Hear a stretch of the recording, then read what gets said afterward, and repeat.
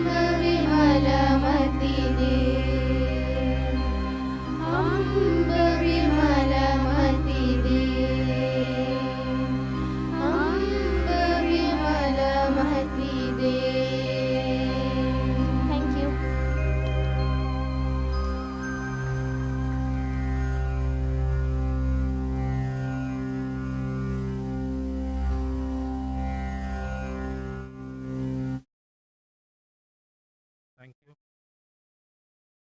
May I now request Chairman BOG Padma Shri Srimati Arundhati Bhattacharya to declare the ninth convocation of IIM Sambalpur open.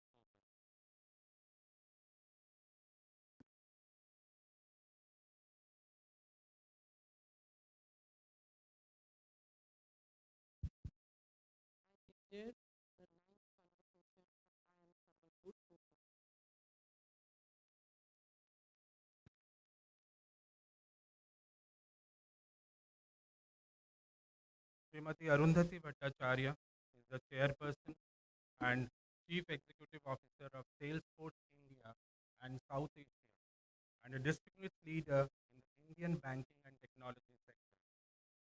She is the former chairperson of the State Bank of India, where she made history as the first woman chairperson to lead the 200-year-old institution, and also became the first woman to head an Indian-based Fortune 500 company. Her leadership has earned her global acclaim. Forbes named her the 25th most powerful woman in the world in the year 2016, while Fortune and Foreign Policy recognized her among the top leaders and thinkers globally. In 2018, she was honored as Business Leader of the Year at the Asian Award. In addition to her current role at Salesforce, being the chairman and CEO of Salesforce India and South Asia, Madam Bhattacharya serves as a non-executive director at Reliance Industries and chairperson of Swift India also. She is also the chairperson of the Board of Governors at the Indian Institute of Management, Sambalpur. Recently, she has been awarded with one of the highest civilian awards, Padma Shri, for her exceptional contributions to Indian banking and corporate leadership. She has also published her acclaimed autobiography, Indomitable, a working woman's notes on work, life, and leadership. With these words, ladies and gentlemen, we take this opportunity to welcome our esteemed chairman, Madam Padma Shri Srimati Arundhati Bhattacharya.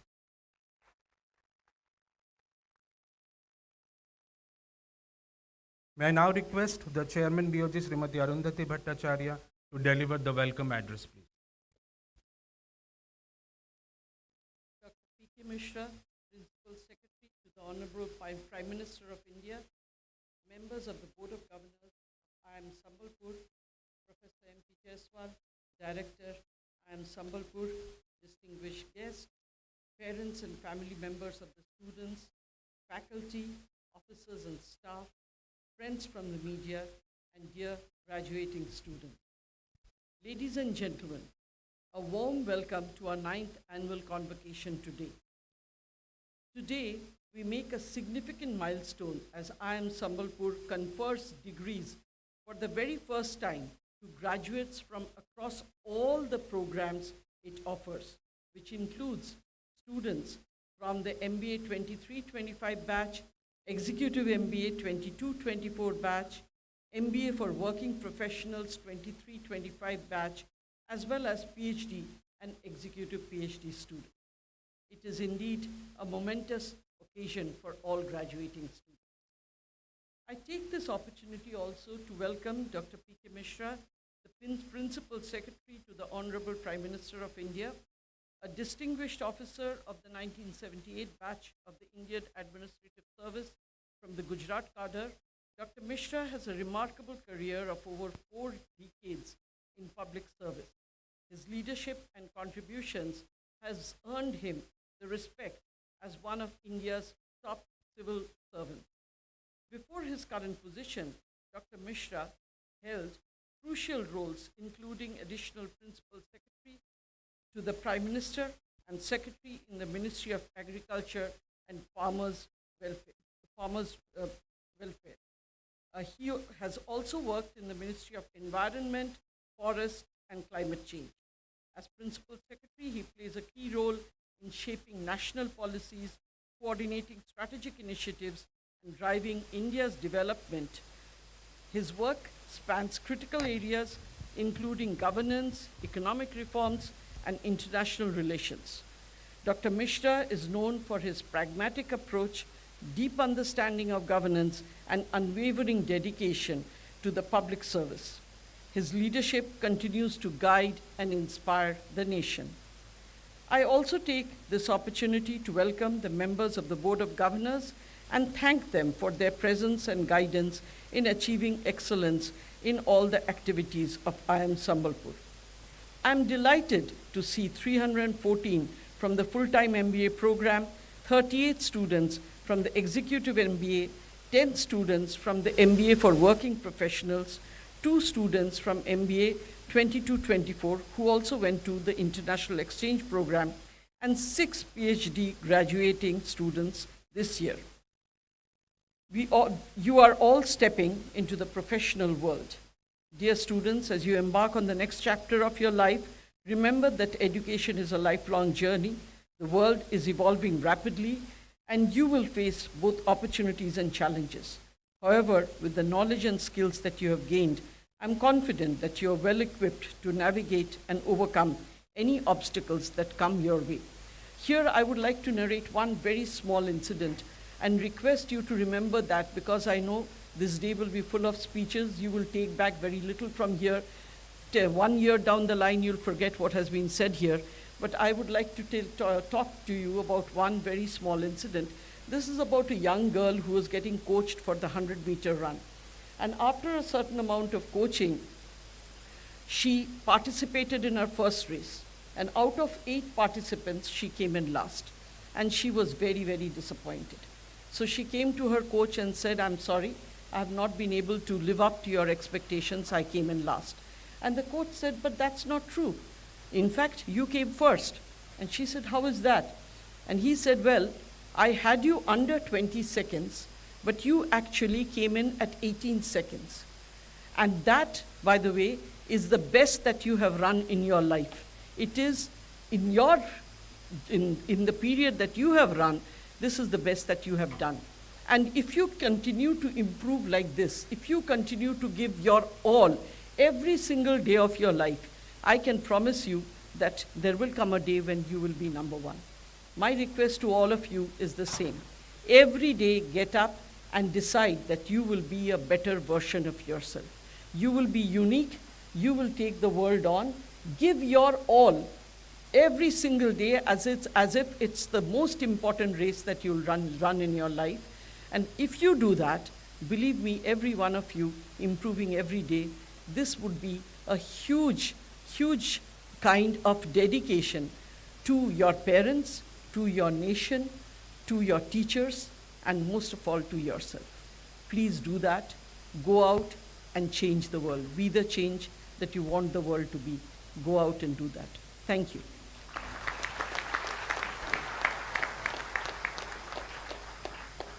Thank you, ma'am.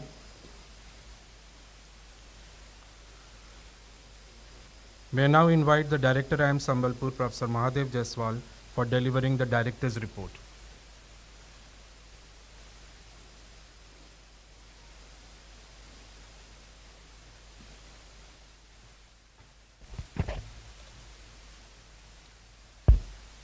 Chief Guest of the 9th Annual Convocation of IIM Sambalpur, Dr. P.K. Mishra ji, the Principal Secretary to Honorable Prime Minister of India, Srimati Arundhati Bhattacharya ji, Chairman, Board of Governors, IIM Sambalpur, and also Chairperson, Salesforce India and South Asia.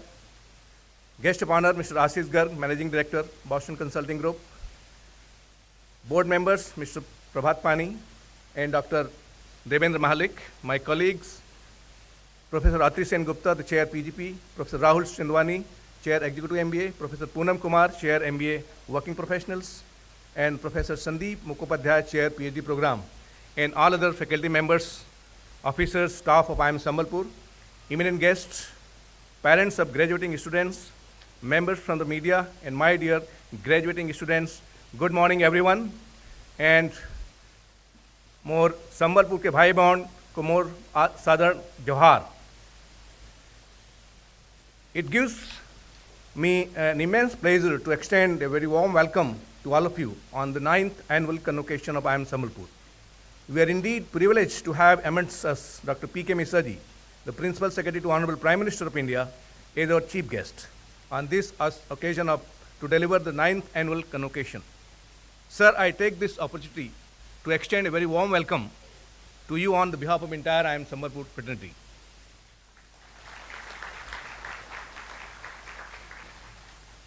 Sir, India has witnessed tremendous growth and brand the last 12 years under the leadership of Honorable Prime Minister, and we know that how the Prime Minister office has made significant contribution to the governance of this country, and today India has become, despite a lot of recession in the world economy, India is the only country which is growing in the more than 7.5% of GDP.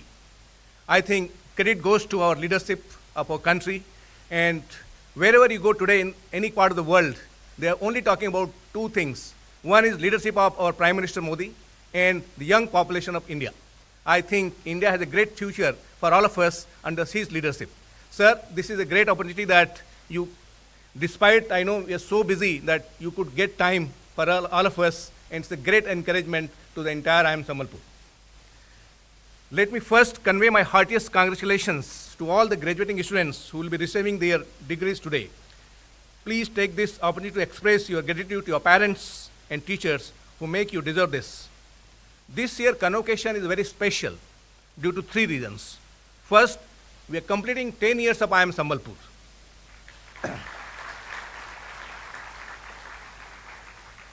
Secondly, the students from all 5 different programs, that is MBA, Executive MBA, MBA for Working Professional Delhi, PhD and PhD for Working Professional, all are receiving their respective degrees, first time. In total, 370 students will be graduating from these programs. And third, this is the first time in the history of any IIM or any leading business school in India where number of female graduating students are more than male, that is 60%. 60% are girl students and 40% are boys. And the last 10 years, growth of journey of IIM Sambalpur has been noticeable. It started with just 49 MBA students in 2015, and by July 2025, we are set to cross 1,000 students in this campus. From a temporary single floor rented campus, and today we have one of the best state-of-the-art 200-acre permanent campus and largest among all the IIMs in terms of size and in terms of the technology. We are in a very advanced stage of international accreditation, that is AACSB, EFMD, and BG AMBA. We are hoping that within the next 2 years, we will have triple coin accreditations and will become one of the maybe 3 or 4 IIMs with three accreditation, international accreditations. And despite global recession in the economy, the successful culmination of 2023-25 MBA-based placement, and today about 250 companies participated in our placement this year, and our average placement, average CTC has increased from the last year. Last year it was 14.21, this year it is 14.8 lakh per year, making a 4.15% increase despite the recession. The highest domestic salary is this year is 31.12 lakh, and international salary is about 35 lakh per annum.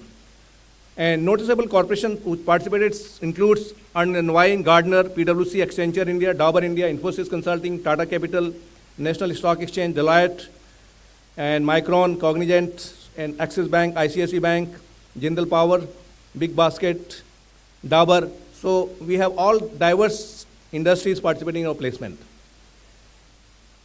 The past year has been both momentous and memorable for all of us students, faculty and students, as you witness the inauguration of this campus by our Honorable Prime Minister in person. And also we organize international conference Impact, TEDx by students, Marmagya and Ethos also by students. And let us see that what are the top 5 initiatives which are very unique, which we are doing. The first one, if you really see the logo of our IIM Sambalpur, that is depicting 3 eyes. And this is taken from the Ikat of Sambalpuri art. And these 3 eyes depicts innovation, integrity, and inclusiveness. And with this, we say that innovation is a symbol of Lord Brahma, integrity is a symbol of Lord Vishnu, and inclusiveness is a symbol of Lord Shiva. So our logo is actually a symbol of not only Sambalpuri art, it is also comprises 3 gods of our Hindu religion, Brahma, Vishnu, and Mahesh. And with that, we are providing our education, and we expect that our students, after graduating, will remember all these 3 gods, and wherever they go, they will be innovative, they will not compromise on their integrity, and they will work in a very large team, in a diverse team. And we all know that Odisha is known for its Konak Chakra. The Konak Chakra is a part of the sun temple, and sun is a chariot of sun god. And it actually, in the long back, about 1250 AD, it was visualized by ancient Odia scientists that how solar energy can be transported through chariot. That is what the symbol of chakra is. And you see that today, our scientists are still discovering how to transport solar energy from one place to another place by battery. So that is the kind of visualizations Indian knowledge system had in 2050. And now that has become the symbol of Odisha, and we expect in future the symbol of Odisha should also become the symbol of our logos. That is a gift. We will be also giving the 3 eyes logo as a similar to your Konak Chakra. That is what I think is a contribution of this IIM Sambalpur in the entire history of Odisha.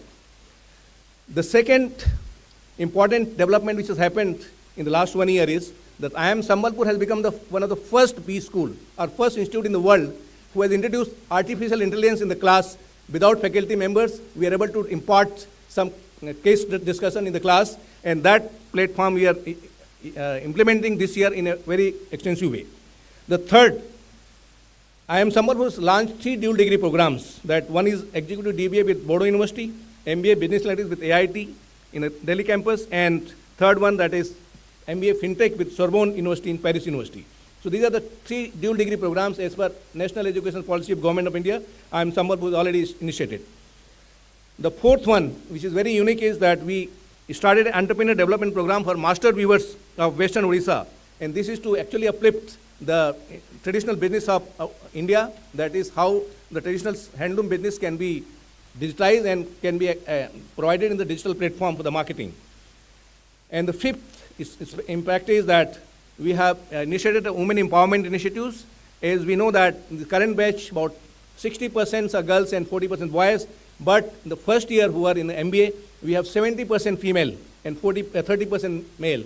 I think we have to now change that, how to attract more boys in our campus.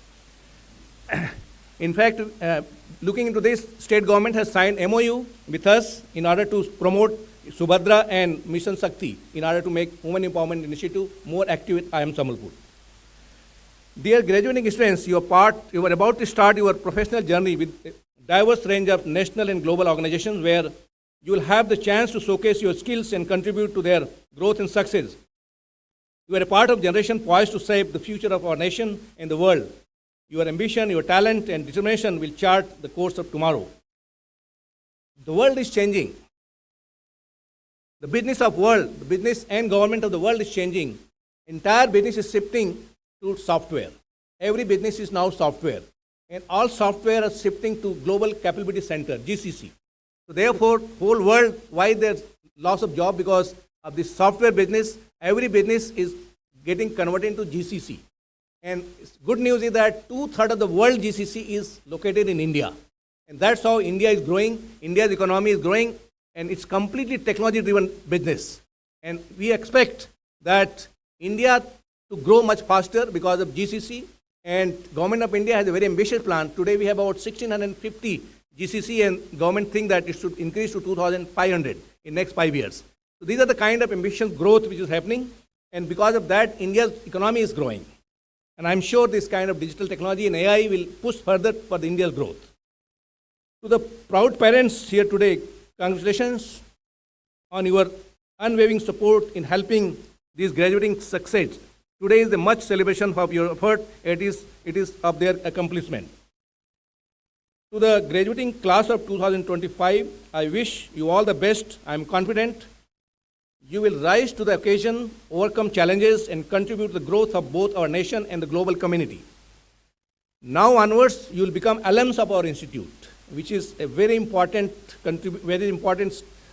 position. And through your professional and ethical conduct, you will have the responsibility to build the brand of our institute.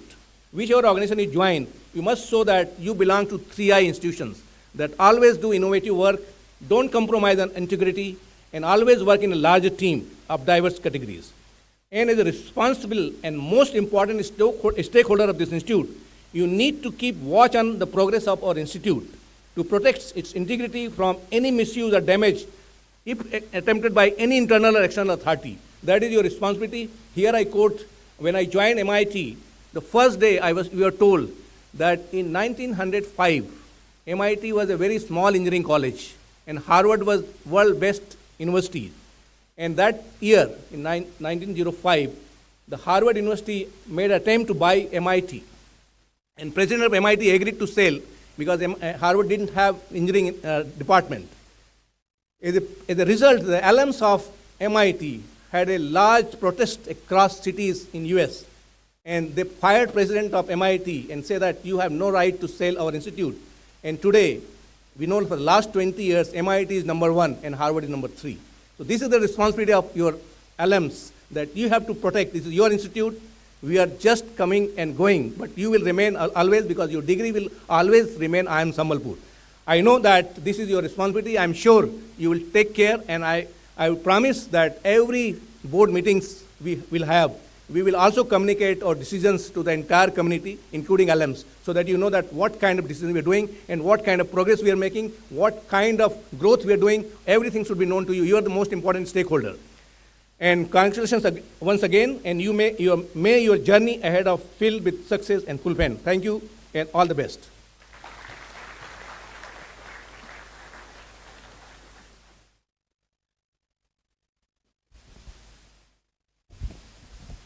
Thank you, sir.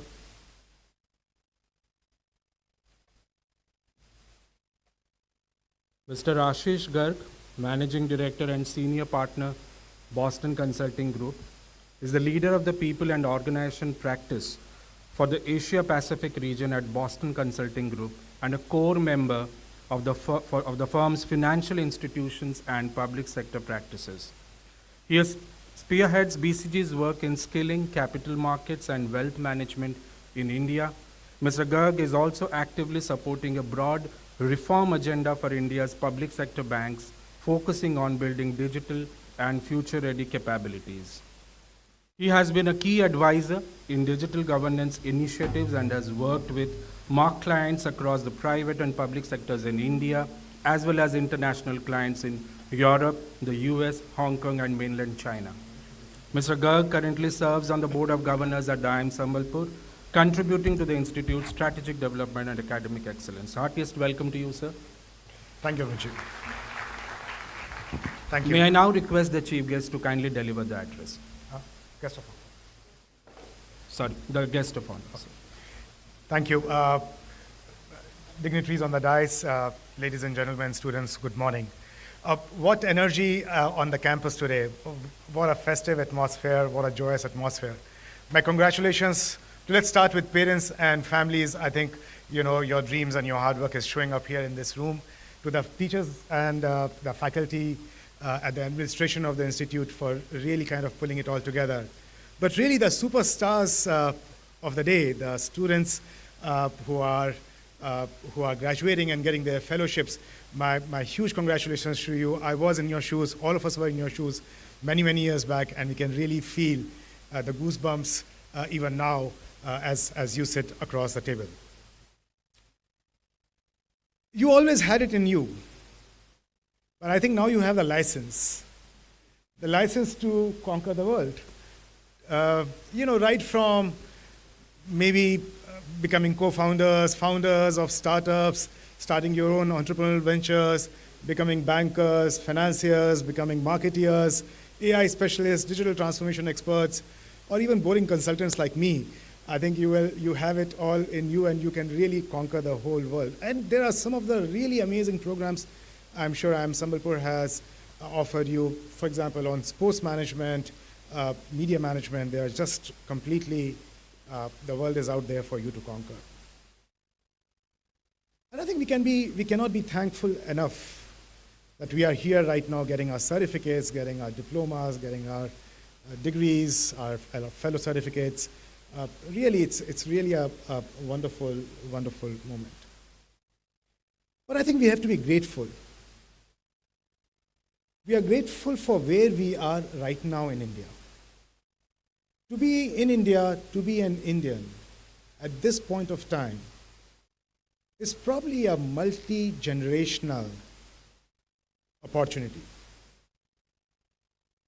And therefore, I think this is actually a little bit of your obligation to take what you have got and move forward. Why do I say that? Government of India has set itself a huge ambition and target for itself. We are likely to be a $30 trillion economy in the next 25 years. Have you heard of that? If you have not, you must. We are today around 4 trillion, and we are going to become a $30 trillion economy in about 25 years, which is your life, your career spans. What your fathers, your parents, grandparents, your great-parents did in 75 years actually will be replicated every third or fourth year from this point onwards for the next 25 years. India is going to add 8 more Indias in the next 25 years. Actually, our human brain cannot really understand and absorb the enormity of the opportunity that is in front of us. From space to agriculture, from global supply chains to GCCs, from artificial intelligence to semiconductors, from tourism to education and scaling, I think the whole spectrum is open to everyone who wants to take it. So yes, while you have great jobs, you will have careers ahead of you, but always keep the peg of what is possible in the opportunity that is unfolding in front of you. And hence, it is an obligation on all of you to not only treat your degrees and your education as an opportunity, but think of it as an obligation. So one ask I have of you today is never to be short on your ambition. You have all the other skills that you have. You can work on complex projects, tight timelines, less information, project teams which does not necessarily get together. You can deliver, you have done it. And all those skills are important. But just make sure there is no lack of ambition in you at any point of time. Of course, it's very easy for me to sit here and say these things. When I was in your shoes, the only reason why I did an MBA was to earn more money. Yeah, I mean, some of you may have done a LinkedIn check on me. I was a very nice, happy government servant earning very good money, and I used to save a lot of money. That is, I'm talking of early 90s. And then a senior of mine decided to go to one of these campuses and join one of the consulting firms. And his salary was 10 times my salary. And I was like, I couldn't sleep for 2-3 nights. I didn't know how can people use that kind of a money. What do you do with that money? So I borrowed. I had a young family. I borrowed money. I went to campus. So at that point of time, that campus did not even have married accommodation. So they gave me one room in ladies' wing and one room in men's wing. And of course, the ratios were more like 90 men and 10 women. But so it was. But when I landed in Mumbai with my young family, the first week told me the relative power or relative value of money. I had to ask money from my dad to survive for 2 years in Mumbai despite earning 10 times the money that I was earning while I was in government job. So good luck. You will make your millions. You will make your money. You will be all very well-to-do off. You don't have to worry about it. But just don't keep that as the only ambition that you have. It will all happen. It will happen nice. I turned out okay. I'm sure all of you will also turn out to be okay.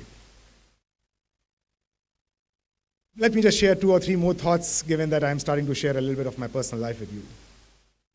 Hopefully, some of that will stick with you. All these lessons are told to you. You have heard of them many times before. So there's nothing novel about it, but I still want to share these 2 or 3 ideas with you. The first is, in today's world, actually data and visualization is pretty much go for the part. Par for the course, I mean, the golfing term. It's really, I'm actually, my request and my ask of all my teams and all my discussions is really to get behind the data. And that happened to me in my first week, not in my IIM job or not in my BCG job, but in my railways job, where actually I discovered in the first week that everyone has data. It's really about understanding what this data is, what it implies, what is the why of this data. And therefore, always invest time in understanding the why of the data. For me, it was a survival kit, but I also realized it is the only way you can solve the most complex problems. So never be happy with just getting data and doing fancy analysis. Always be available, always keep your mind and eyes open to understanding why the data is, what it is coming through. Sometimes you may not be directly affected. You may hear newspaper stories. For example, a particular sector is not doing well. Must ask the question why it is not doing well, what is really happening out there. The second and related point, therefore, for which I still have a lot to do is make learning a habit. It's actually extremely hard phrase, making learning a habit. And I'm very grateful to my chairman, my mentor at BCG, who has given me this mantra. And I think whenever I meet him, he keeps pushing me and he keeps like making sure I'm always, he always asks me a question which I think I can't answer. I think he has started to enjoy the fact that I have to a little bit squirm and not able to answer him. But I'm really obliged to him for pushing me into learning something. Make learning a habit. 30 minutes, 15 minutes, read something, figure out something, ask questions, talk to people who you probably will not meet in your day-to-day life. But making learning as a habit is absolutely critical. As Amritji just mentioned, I also lead our people practice in BCG, people and organization practice in BCG. The Gen AI world is actually going to open up more challenges than you think it will from a learning perspective. You will feel you know it all. But the base level, what was probably a step-up answer is now a base answer. So your learning has to actually multifold itself for you to be able to really meaningfully contribute. And the third point, or the fourth point I would mention, is it's a long journey and it's just useful to figure out a way to manage yourself. It could be sport, it could be a hobby, it could be a social organization, some way to connect, outside your work. But it's important. For me, it's meditation. I've just picked it up. I've tried to in a year, I lock myself for 10 days. I just go for some place where nobody can reach out to me. I'm just completely by myself. And I feel, I work very hard and I come back and I hope that my family and my wife will say, hey, you have changed. All she says is, you are delusional, nothing about you can change. Probably that's marriage for all of us. So here we are. You guys have made it. Congratulations once again. You have these beaming ambition, you have this beaming power, beaming degrees, powerful degrees. I couldn't be more happier. We all couldn't be more happier for you. I'm still making it. I'm still trying to make it. But that's the beauty of this whole journey. When I was writing a few thoughts, speaking to you, and I asked myself, if I were in your shoes, would I say these four things to myself? Ambition, learning, understanding the data, and centering myself or having something for myself. I think I would say all these four things to myself. So think big, look forward, enjoy the ride, and be kind to yourself. My best wishes to you. Thank you.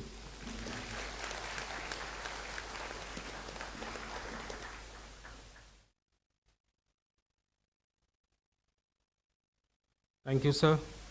May I now invite the Director IIM Sambalpur, Professor Jaiswal, for introducing the chief guest.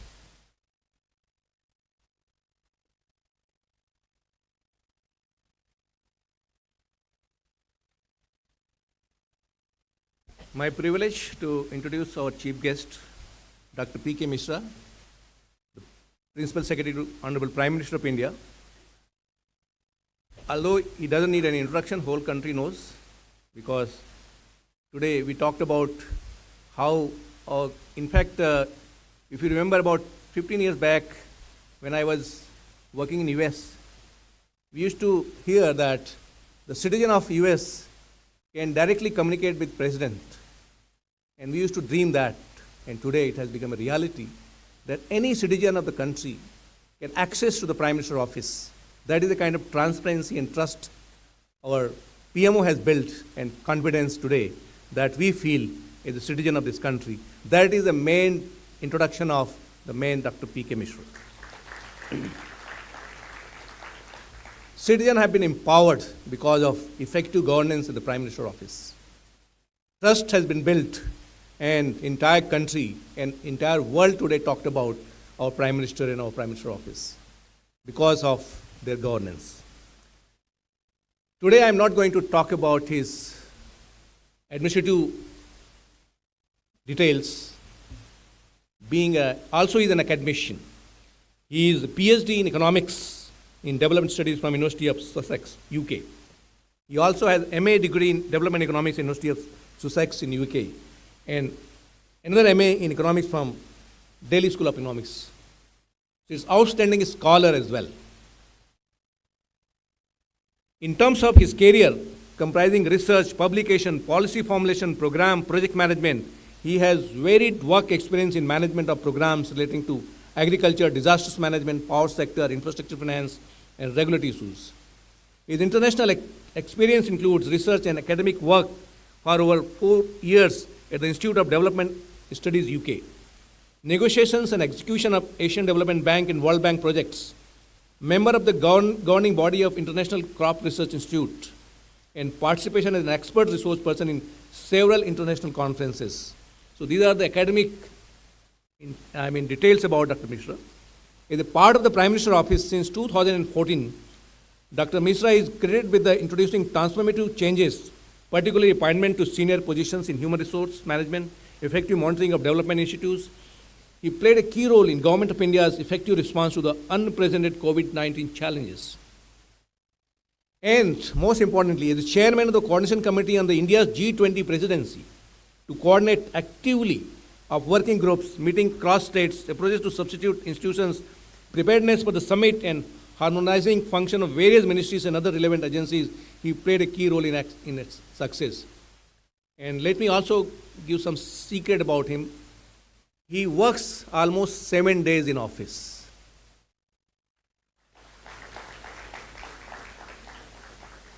In fact, I went for some personal invitation for some of our personal work, personal marriage work of my son.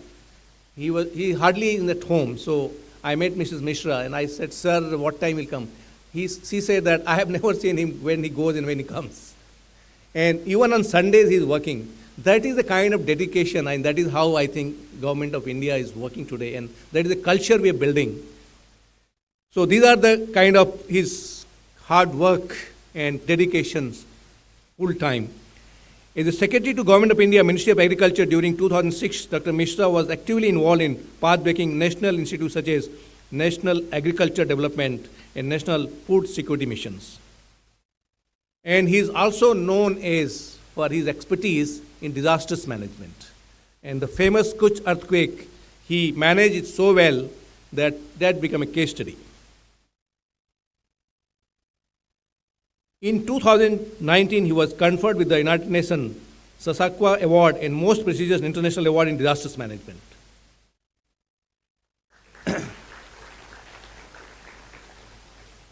And most importantly, he is known for highest level of integrity in the government bureaucracy. And that's why people say he is the eyes and ears of Prime Minister. I think we are proud to have amongst us because we need such people to govern our country.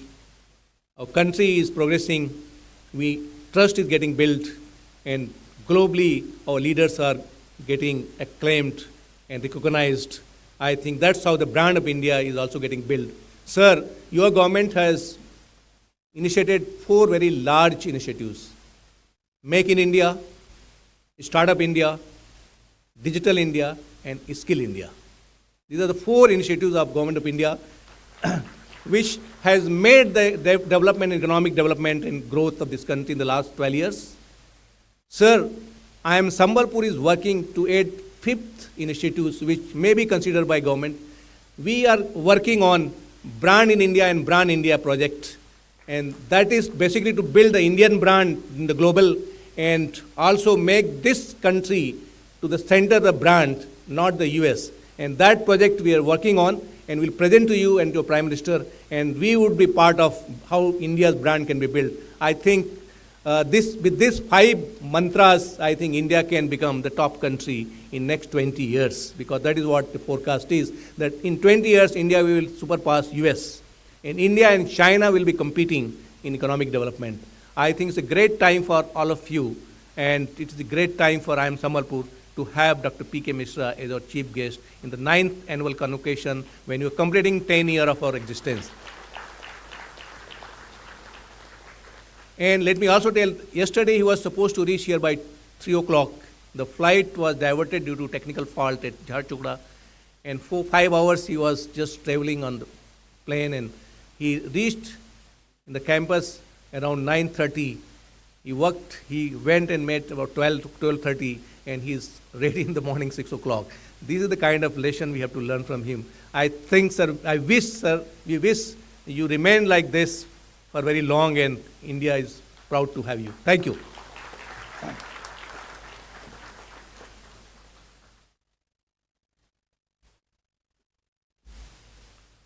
May I now request esteemed Chief Guest Dr. Pramod Kumar Mishra, sir, Principal Secretary to the Honorable Prime Minister of India, for the convocation address, please.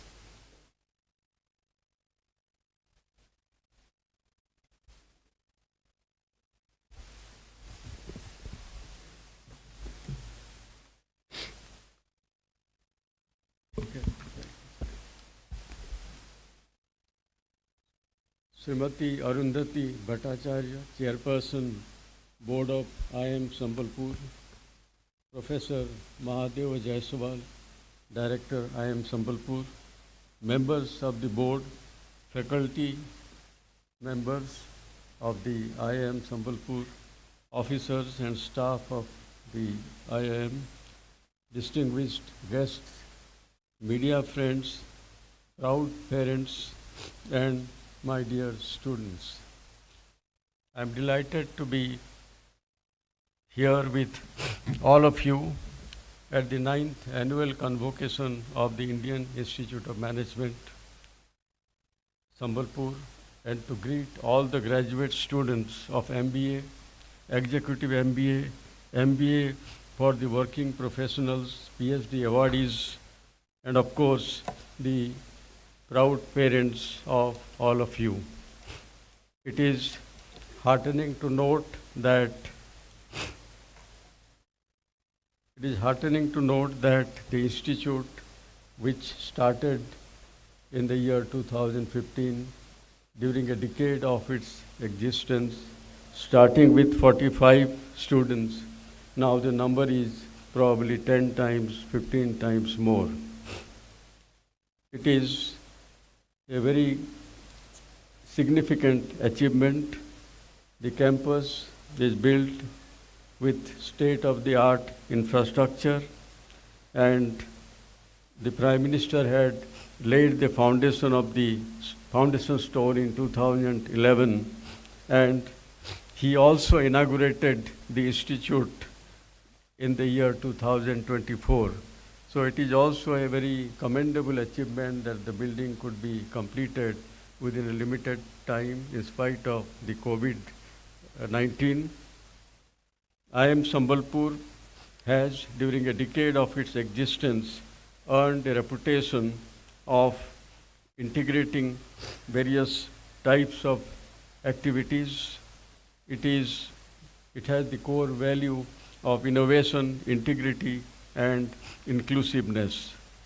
The institute has also, as the director mentioned, introduced AI in its education, which is also a very important initiative, and it is consistent with the concept of centers of excellence in AI in various parts of the country.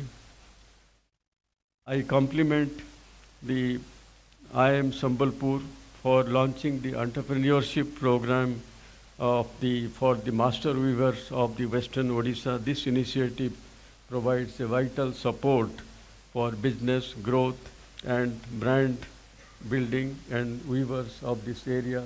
This is a very important contribution of the IIM for these people of this area. When the director was mentioning about my academic achievements, UK and so on, and of course Delhi School of Economics, but I would like to say that I studied here only in Sambalpur, in the GM college. So the foundation actually laid here. So it is very important for you to know that even if you are at a small place, though of course the IIM is not small, the infrastructure is not small. I think this is the best of infrastructure and very comfortable living, which many of us, and as many other distinguished speakers also told, most of us didn't have that privilege, but it can take you further in future of your life. Furthermore, IIM Sambalpur it not only has world-class infrastructure, it is also situated in a part of this country which is nestled with history and heritage. The presiding goddess of the area, Ma Sambaleshwari, is not very far from here.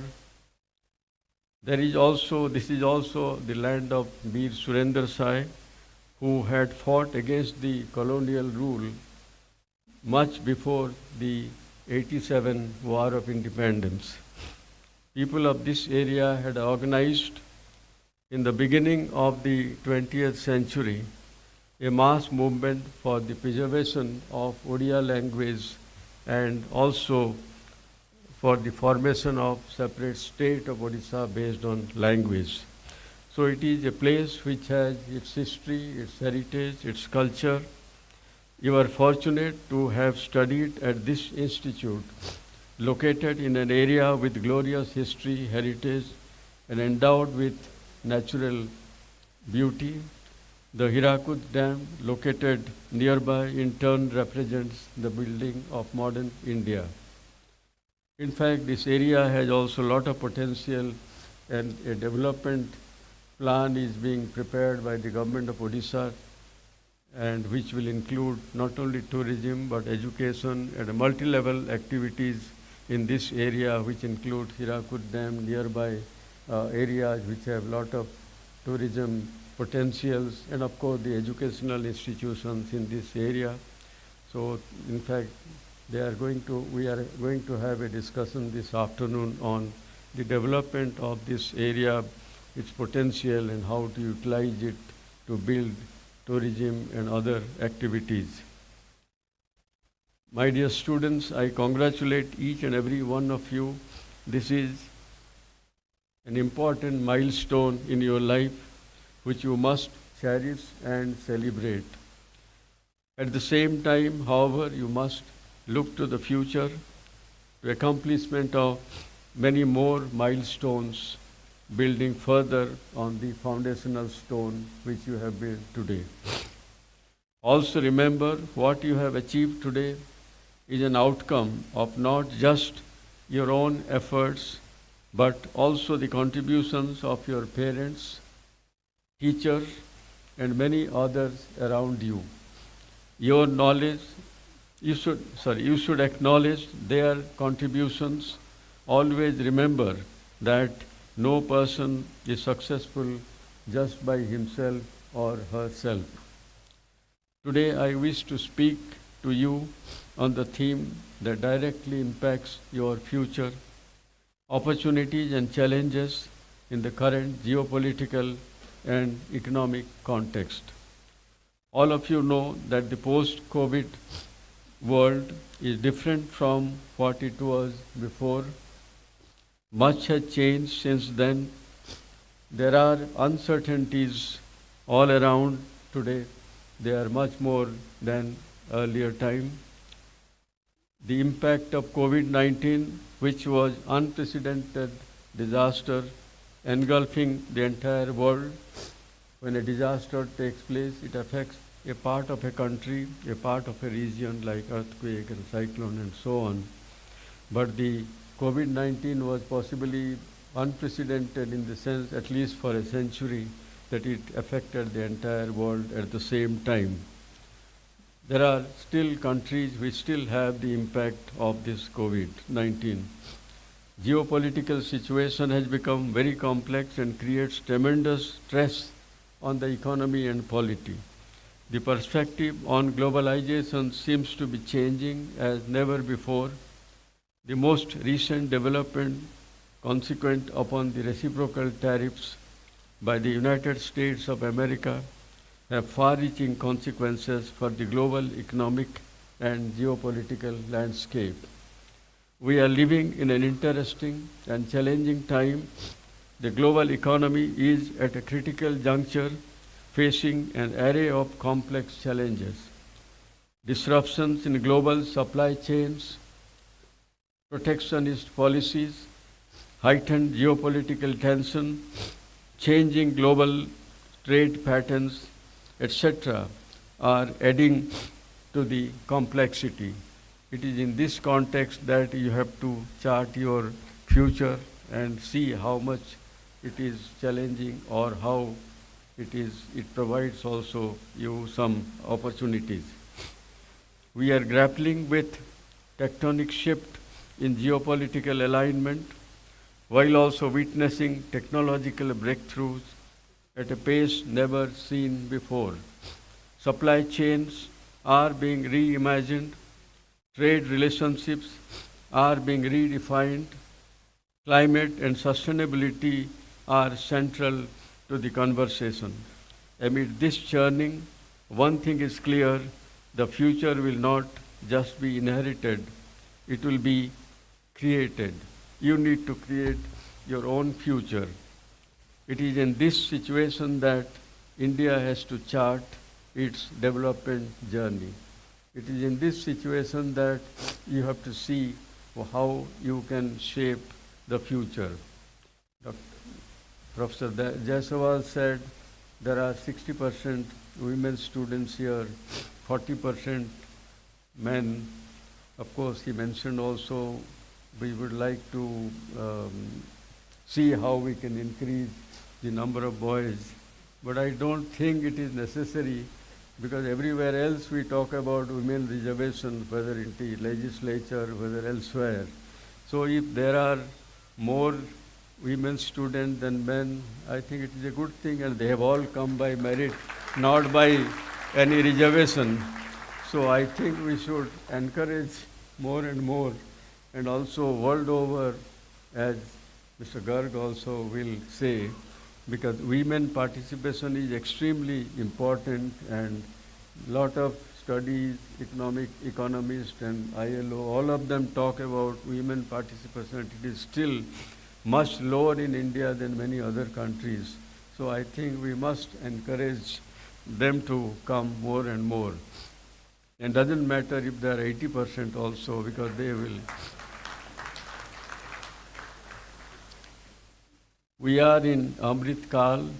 Our Prime Minister had laid down a grand vision for India in 1947. Far-reaching changes will be taking place for India and the world in the coming decades. Some of the numbers were mentioned by Mr. Garg, how he said how it will become 30 trillion economy and how we have to build something which has never been built during the last so many centuries and decades. Prime Minister wants all of us to take the country to the next level through the process of reform, perform, and transform. In this endeavor, all of you will be playing a very, very critical role in ensuring that India becomes a developed country by 2047. So next 20, 30 years, when you work, that will be the most crucial period, not only for you, but also for the country. Today, India is having a good standing globally, and it is shaping both by internal transformation as well as shifting global dynamics. Internally, on the one hand, growing economy, young population, expanding infrastructure, and technological advance form our strength. Globally, India's geopolitical influence, strategic partnership, diaspora communities, soft power in terms of global influence, etc., highlight our country's growing influence. India has several strengths. I would give a few examples. Some of these were mentioned by earlier speakers. India has become a global innovation powerhouse with over 100 unicorns. We are the third startup ecosystem in the world. In fact, yesterday when I was in the flight from Delhi, next to me was a young man sitting next to me. He appeared somewhat familiar. Then he introduced himself. He was studying in the engineering college, Veer Surendra Sai Engineering College, Bulla there. He said he and some of his friends, about 7 of them, had met me in 2017 when I had visited. I was at MCL. They had come and they met. That time I was surprised. They said they are working on building rockets. So it was those days not very easy to understand that they are building rockets, Bulla Engineering College. They say they are building some small one. They wanted some help, that if they can get some help from the ISRO space. So when I went back, I told the Secretary Space, and they very sincerely interacted with them and gave some help, some project and so on. So what he said, that much has changed last 7 years in all of their lives. He said he would have, through campus placement, he would have joined Infosys or some such IT company. But because of that meeting with me and also the help from the ISRO, he has his own, now he has set up a factory manufacturing drones. So he belongs to Bulla only. Then he said he has now employed 700 people, out of them 300 are professionals. So instead of becoming a employee, he has created so much of employment. So he had a small startup, and it is still in the status of a startup. So I have been hearing a lot about the startup and Government of India policy and many things we are doing.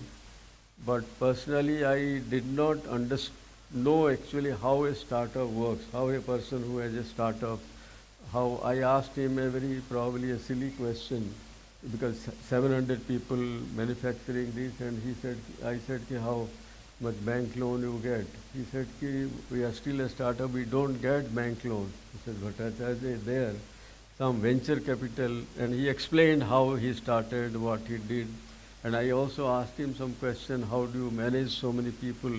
So it was a very exciting thing to know that one person, and of course he said all other friends, all the 7 of them were there at that time, they have all startups, somebody in education, somebody in some other area, somebody Bangalore and all that. But unfortunately, none of them have started in Odisha any startup. Of course, he said in Gujarat and other areas more response from the, but so I think some of you can encourage here startups and some of you can have also. I told the Chief Secretary and others yesterday also, because when we were waiting for a long time at Bhubaneswar airport, that they should see how their policy can change, So that's a very big area. Our production-linked incentive schemes across sectors such as electronics, pharma, and solar are driving manufacturing resurgence.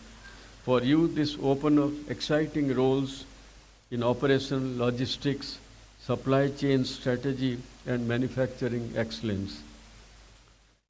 With over 800 million internet users, India's digital economy is booming. As you heard today, AI, artificial intelligence, machine learning, blockchain, and Industry 4.0 are no longer buzzwords, they are reality.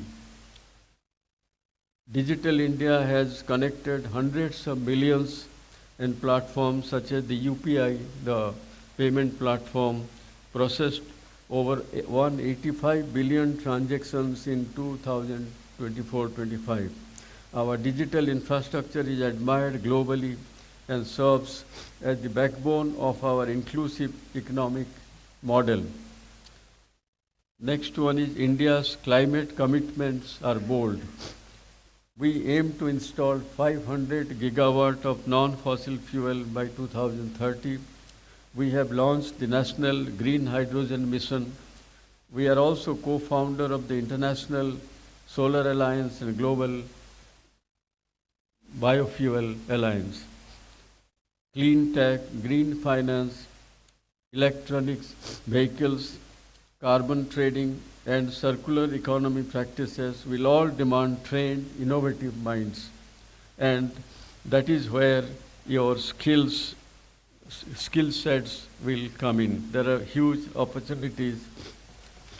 Our IT exports have surpassed 200 billion. As you know, only 5-6 years ago, most of the mobile phones we were importing. Today, we have huge export of mobile phone, and most of our mobile phones are now made in India.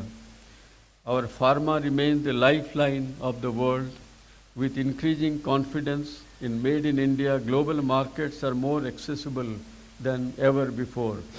You could lead business that export to the world and manage global supply network from the Indian soil. India needs to create 8 to 10 million jobs annually. Jobs, I mean quality jobs, to absorb its youth. The challenge is not just job creation, but ensuring alignment between skills and industry needs. That is what is very important. We should develop skills which are needed by the industry. That, of course, needs lot of interface between industry and educational institutions. We need to reform education, expand vocational training, and incentivize entrepreneurship. The government's Digital India and Skill India programs need champions in the private sector who can help impart digital skills to the underprivileged and mentor small business. After mentioning all these, the potentials which are there, opportunities which are there, and with your training here, you have huge opportunities. But to succeed, you need certain qualities. It is not merely technical skill. Technical skill is necessary for your success, but not sufficient. One's attitude and approach becomes important for coordinated and collective efforts. Interactions with stakeholders, colleagues, people, and even political functionaries are critical to our working together so as to achieve the national goal. Teamwork is probably more important than individual brilliance. Your effectiveness will depend on how you take your team together to achieve the overall objective of the organization. In fact, yesterday I was asking the same boy who had met me 7 years ago. When he said he had 700 people working, there are, of course, 2-3 of their partners they call, or foundation, the founders they call, and 300 engineers. I asked him, what is your main challenge? He said his challenge is how to keep the team together. There are sometimes differences. So teamwork is extremely important. Even he explained from his experience how the attitude which is important, how you interact with the people. He also even gave very interesting example. He said that because they have in-house design also. That's what he said. Design the drones, and he has people who are very qualified. Some of them are older than him. He said, when I discuss with him, I don't disagree with them openly. So these are some of the things we must learn, even if we are in the private sector, have our own enterprises. And in order to lead a team and coordinate their performance, openness of mind, mutual respect, and humility are essential. Needless to say that the values of ethics and principles of transparency and objectivity are also extremely important. Even if you are in the private sector, the principle of ethics and transparency are very, very important. That is, as you must have seen, some of our companies who have done otherwise very well, their ethical standards are not as good, whereas some other countries, of course, nowhere it is perfect. The standards, the norms they are following. The other thing I would like to mention before I conclude is that You are graduating from a relatively new institution. Very often people coming from old, established and renowned institutions are valued not only because of their own merit, but because of the brand of the institution. Somebody, the example was given coming from MIT or Harvard, or here, say, some other old management institutions. Apart from their value, because there is something in economics called the screening mechanism. When somebody has come from an institution which is well known, the recruiter or he will give him more weight than somebody from a new or unknown. So that is a fact of life. On the other hand, individuals who excel in various fields help build the brand of the institution where they come from. I am sure because when you go somewhere else, you do so well, and there are many others from IIM Sambalpur doing very well, then over time the brand of this institution will develop. So when the institution has given you something, has given you the skill, has given you the courage to face the world, I think you should also excel for your own benefit. At the same time, you build the brand of the institution where you come from. Also keeping in mind that you are entering the world which is ever challenging and more uncertain. What you learn today will become obsolete tomorrow, and what you do today, somebody else in some other part of the world will do better tomorrow. You must keep learning, keep growing, and keep pushing the frontiers of knowledge. Finally, I encourage you to be courageous and resilient in adversity. Life will undoubtedly present you with obstacles and setbacks, but you will overcome them through perseverance and determination. Embrace failure as an opportunity to learn and grow. Have courage to dream big and have faith and confidence in your abilities. Just before the convocation, when the group photograph was there, that time I was seeing, I think some of you said you have been there. When I asked it 10 minutes, they say much longer, and it was certainly very uncomfortable, much more uncomfortable than what it is here. So like that, it is a discomfort, but there will be obstacles. Some examples were also given. So you must be bold and courageous. Dear graduates, your responsibilities begin today. Use your management acumen to drive growth, productivity, and innovation. Embrace lifelong learning. Take entrepreneurial route, solve problems, create jobs, and build for Bharat. Think globally, act locally. Integrate Indian capabilities with global aspirations. So these are some of the points I would like to summarize. I have said, because very often it is said that when you talk to people publicly, or like here, in the beginning you say what you are going to say. I said I am going to talk about the challenges and opportunities. And after you have said, you should also say what you have said, because very often I might not have been able to explain. So I am trying to say what I have said, that use your management acumen to drive growth, productivity, and innovation. Embrace lifelong learning. Take entrepreneurial route. Solve problems, create jobs. Think globally but act locally. Look at the local condition but at a global perspective. Integrate Indian capabilities with global aspirations. Uphold values. Let your work be ethical, inclusive, and sustainable. The dream of a 5 trillion economy next 2 to 3 years, or 30 trillion economy as it was mentioned, is not just GDP figure. It is about millions lifted from poverty, world-class infrastructure, energy security, and digital empowerment. Each one of you is a building block in this vision. So look at the vision. It is not merely the size of the economy, it is how people come out of poverty. Finally, I see in front of me future CEOs, policymakers, innovators, and thought leaders among all of you.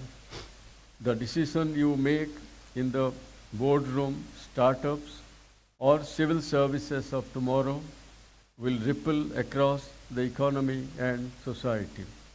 Have confidence that you can drive positive change. As you step into the world, carry forward the spirit of Vasudhaiva Kutumbakam. The world is one family. We need leaders who think beyond profits and positions. We need managers who manage not only business but also values, diversity, and change. I once again congratulate all of you, your parents. I also compliment Professor Mahadev Jaiswal, Director IIM, and his great team for their endeavor so far, and I wish them all the best. I also thank Srimati Arundhati Bhattacharya and all the board members for the excellent work they have been doing during the last 1 decade and brought the IIM Sambalpur to this level, which is a very high profile in the country and globally also. I thank you again. All the best. Thank you.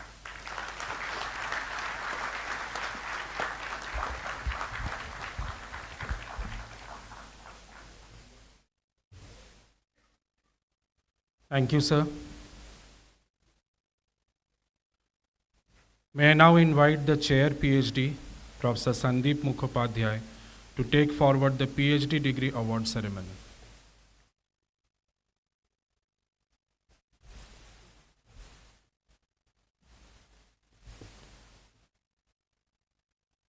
Graduating students of Doctor of Philosophy completed successfully in the academic year 2024-25, please rise.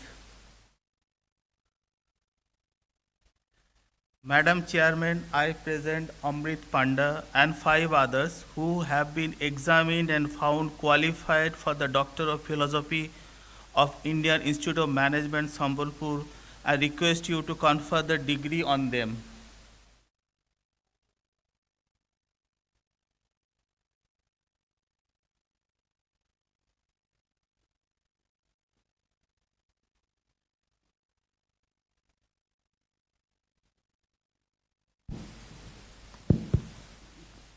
By the authority given to me by the Board of Governors of Indian Institute of Management, Sambalpur, I confer on you the Doctor of Philosophy, and I charge you that in your life, by word and deed, you prove yourselves worthy of it.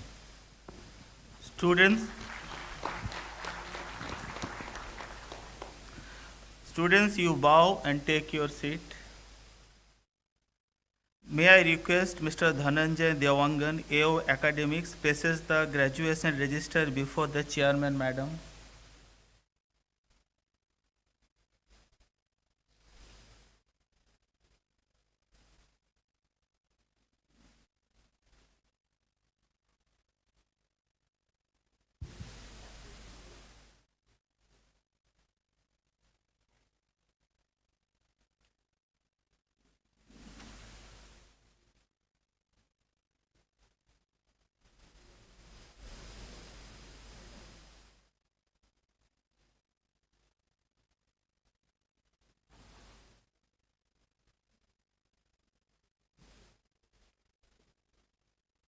Now the PhD graduating students of the academic year 2024-25 receive their degrees individually from the chairman, madam, as I call their names, and they will return to their seat after receiving the degree.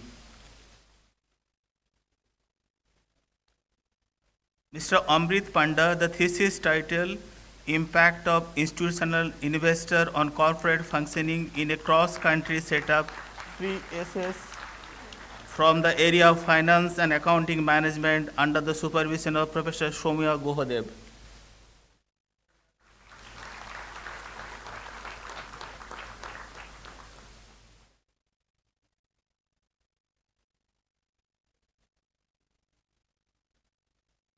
Ms. Aarti Singh, thesis title Empirical Investigation of Cancer Care in India from the area of Operation Management under the supervision of Professor Ramakrishna Padi.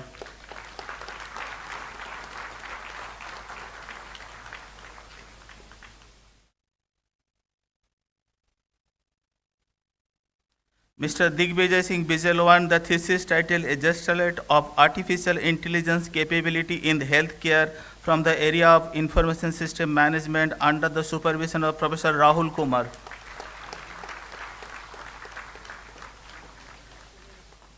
Mr. Mohit, the thesis title The Herding and Implication for Asset Pricing Evidence from Asia Pacific Equity Markets from the area of Finance and Accounting Management under the supervision of Professor Sangeeta Chaudhary.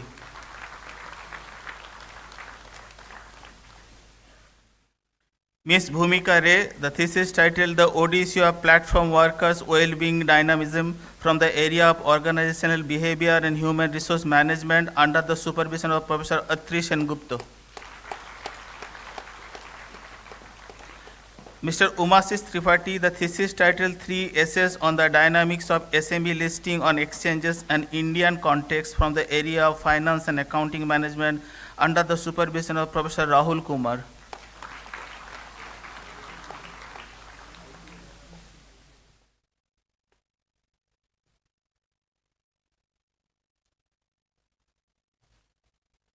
Thank you. May I now invite the Chair PGP, Professor Atri Sengupta, to take forward the MBA Degrees Award ceremony.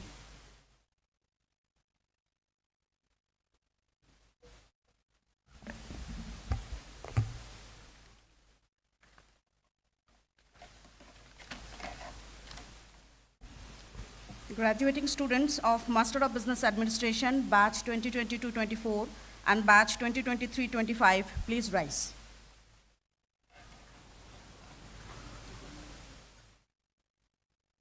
Madam Chairman, I present Avilash Ambatkar and 259 others of MBA 2023-25 and Ashi Jain and 53 others in absentia of MBA 2023-25 and Suruchi Luthra and one other of MBA 2022-24 in absentia who have been examined and found qualified for the Master of Business Administration of Indian Institute of Management Sambalpur and request you to confer the degree on them.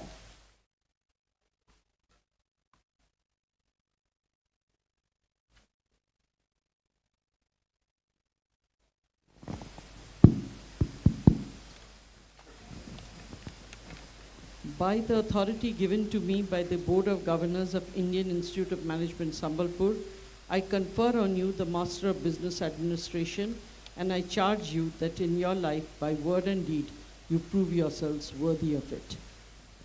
Students, you bow and take your seat.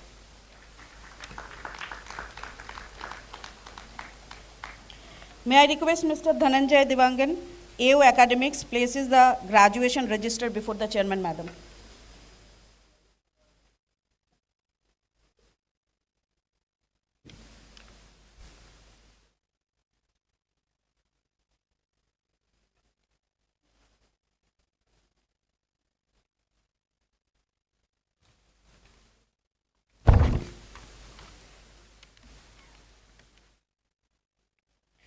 Now the MBA graduating students of the batch 2022-24 and 2023-25 receive their degrees individually from the Chairman, Madam, as I call their names, and they will return to their seat after receiving the degree.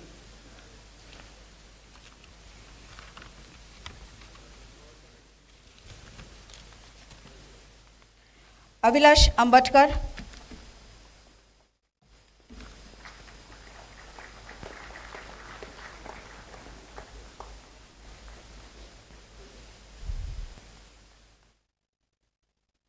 Aditya Pandey,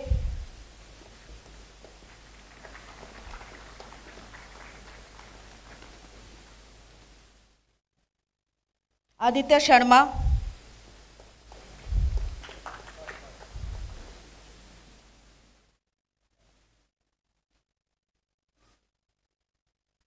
Amulya Rani Bora,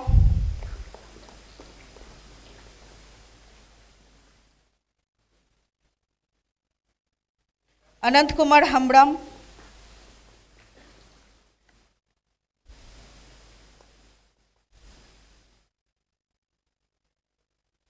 Anjali Agarwal,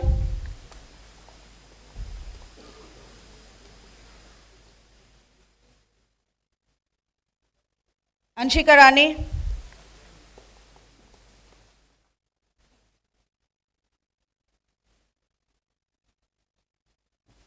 Aritra Mukherjee,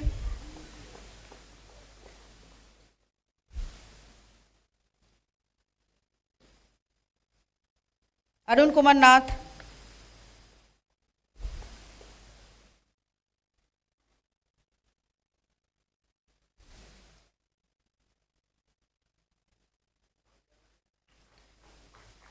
B. Sai Sandeep Naik,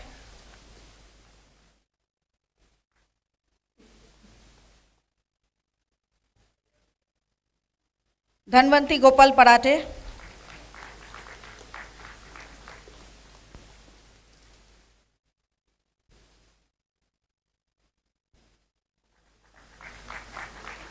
Dinesh Kumar Sharma,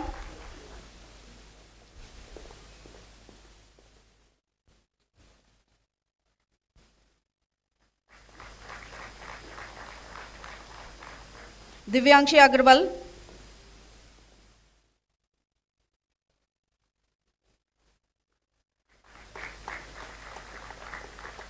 Dolly Palmer,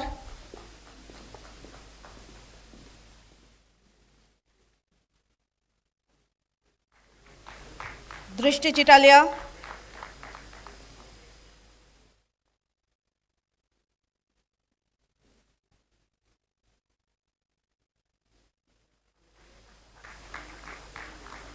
Imani Srinidhi,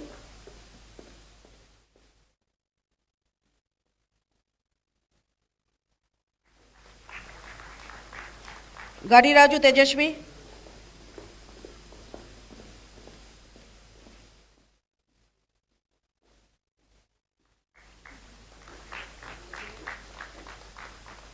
Gargi Mishra,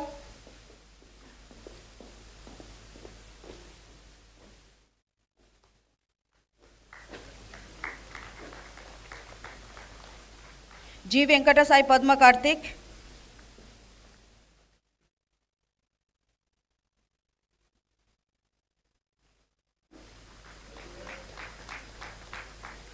Gunika Kaur,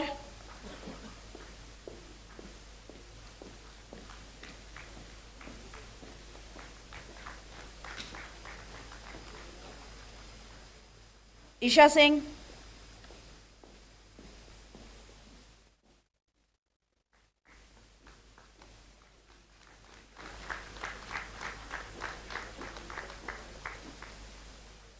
Ishita Swell,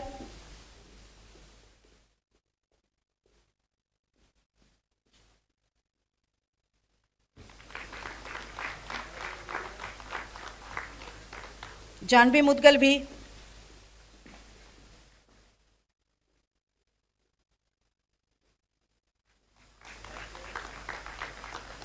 Kanderi Durga Brahmini, sorry,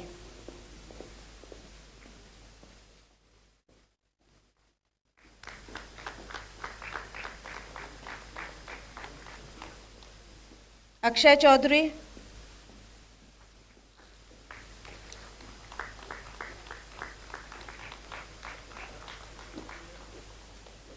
Kaushiki Kriti,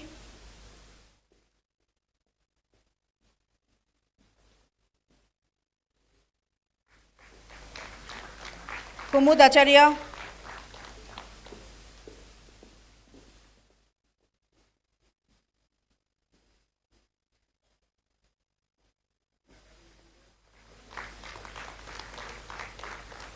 Kuraganti Sajani,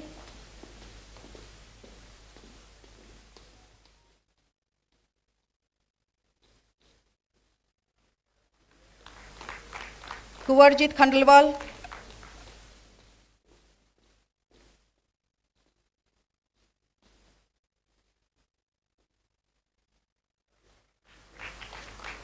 महिमा चौधरी,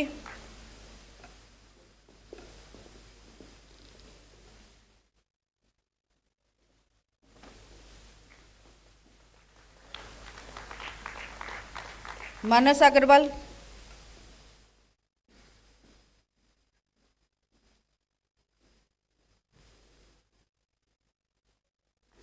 मानस B Bhatnagar,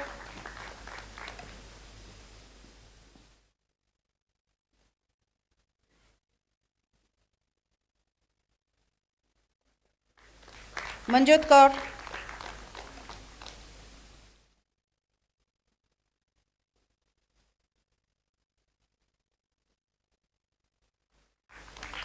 मेघना दे,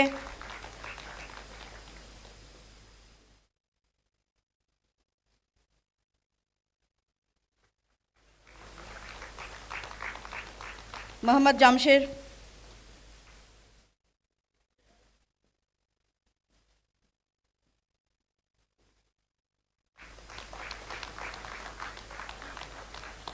मुस्कान Periwal,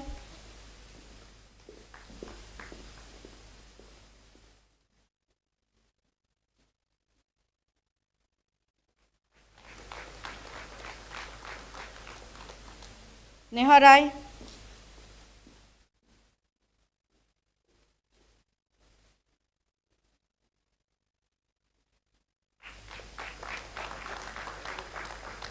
N Venkat नागाफनी Sharma,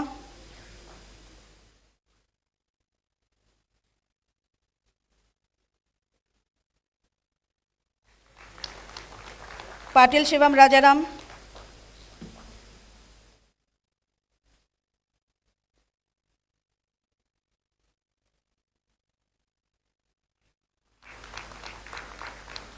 Raksha Singh,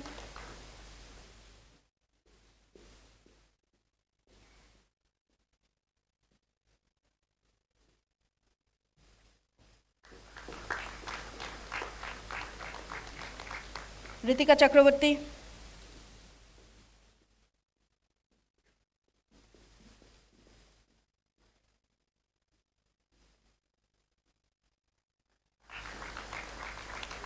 Robert Panda,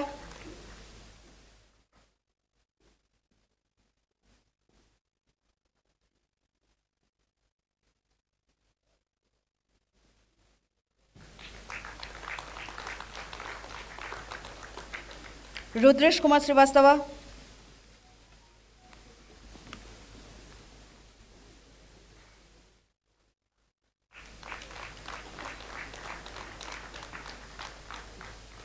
Sakshi Maheshwari,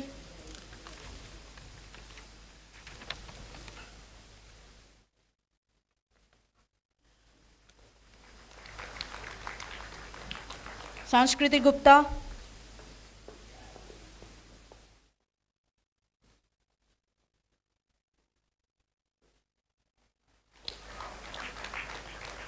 Shambhavi Chaudhary,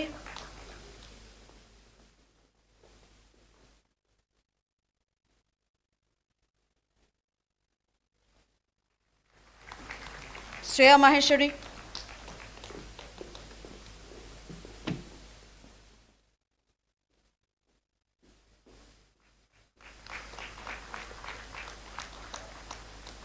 शौर्यदीप Das,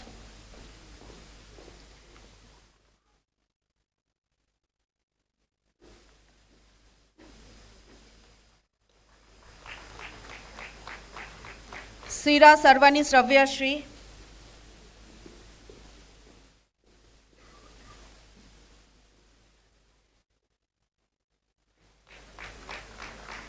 Shruti Suresh,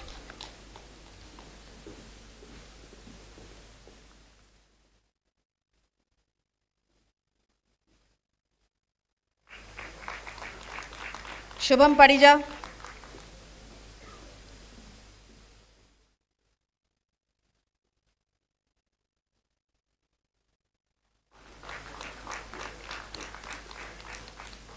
Swastika Upadhyay,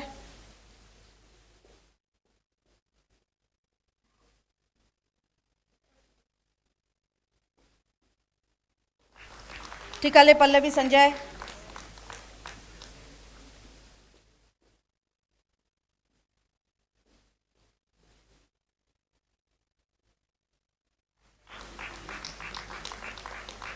Vaishnav KV,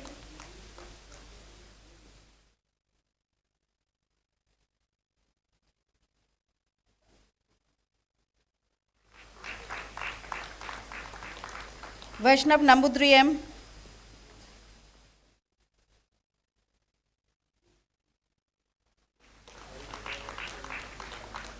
V. Ganendra Raju,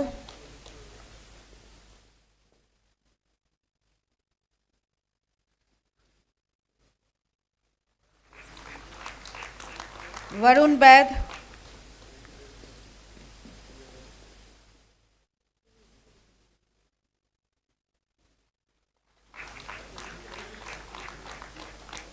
Vasireddy Monica,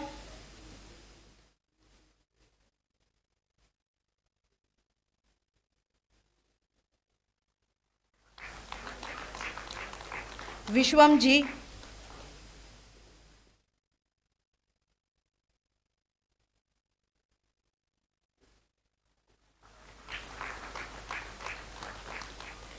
ULV Rohit Chandrasekhar,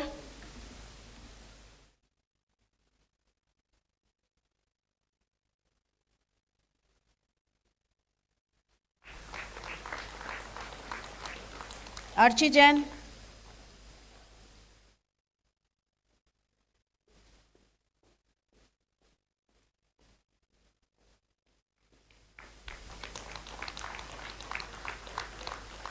Abhijit Mohan,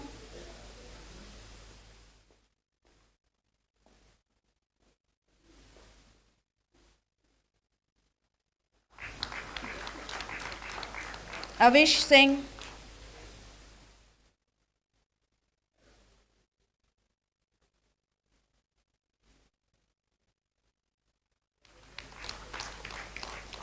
Abhishek Sangoi,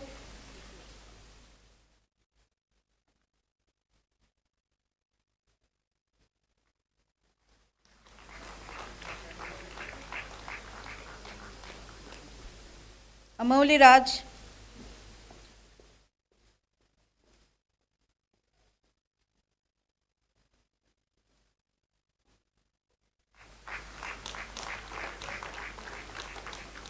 Anamitra Mondol,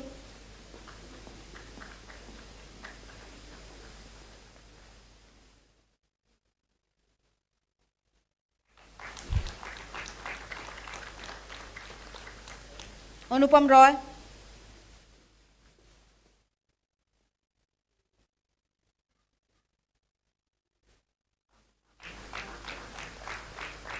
Aradhana Karthikeyan,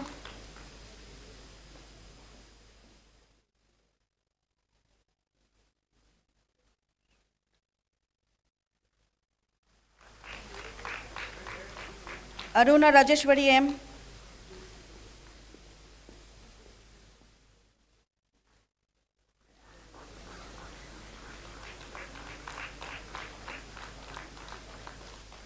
Avare Mayur Manish,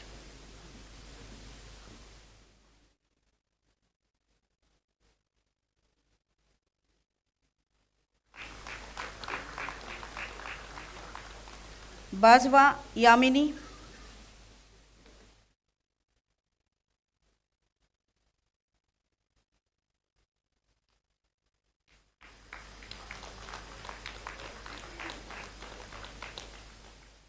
Darji Braj Jitendra Kumar,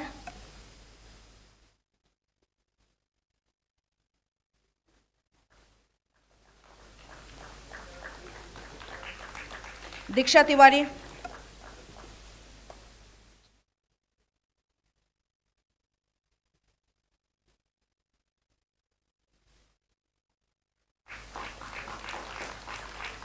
Deepak,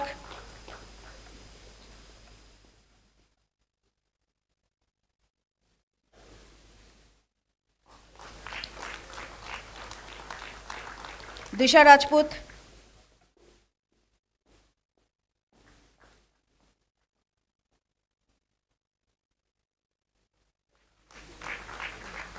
Divya Dohare,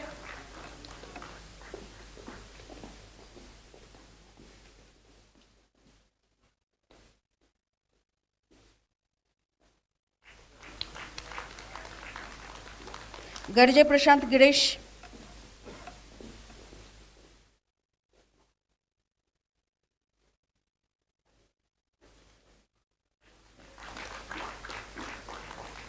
Gayatri Sadanandan,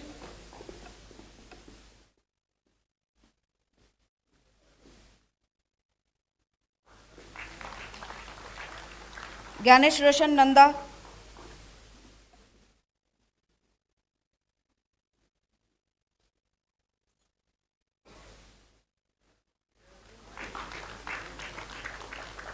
Harshavardhan Kari,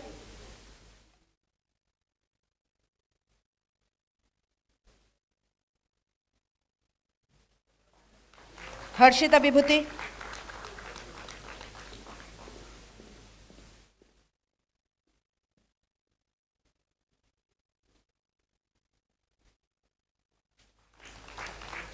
Himani Ahuja,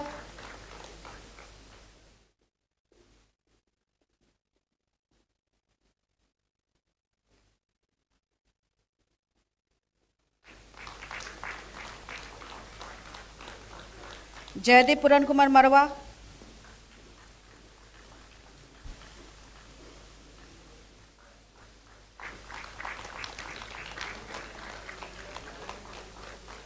Jivandeep Bora,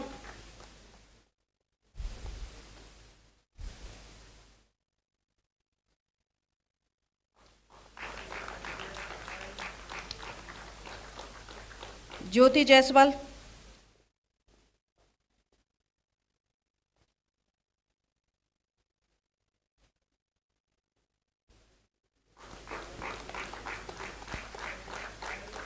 Kadam Shivani Patil,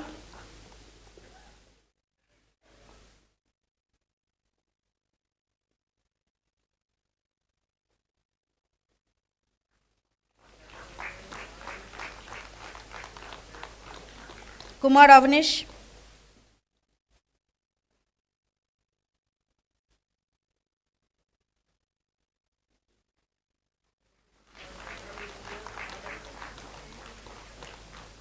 Langhe Atharv Rajendra,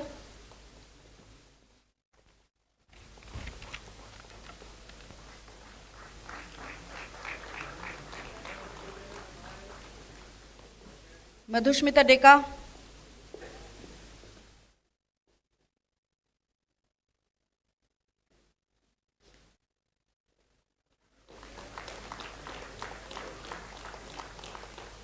Meghna SM,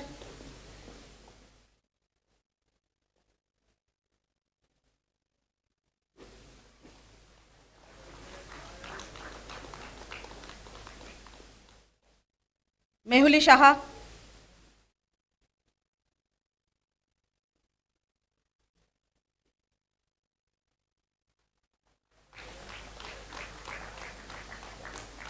Mudit Shukla,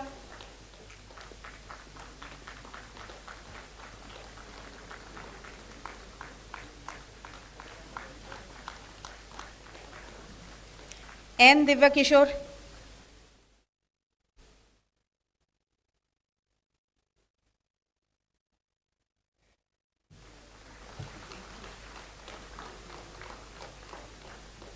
Navneet Rao,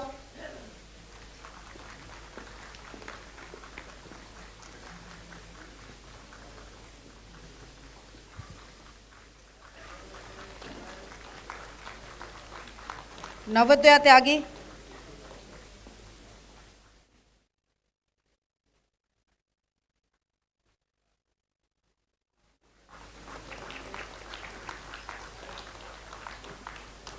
Navya Seksaria,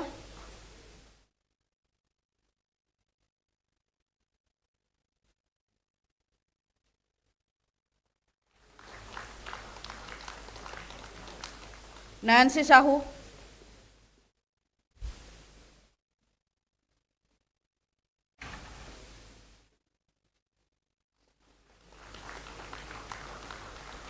Pallavi Lata,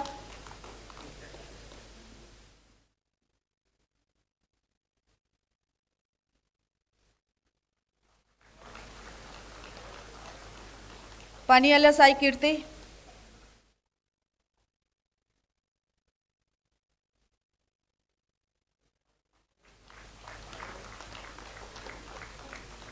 Partha Chandra,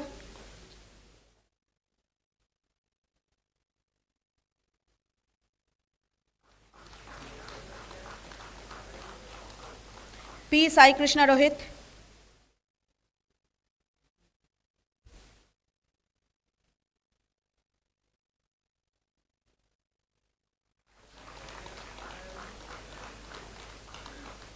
Payala Sahiti,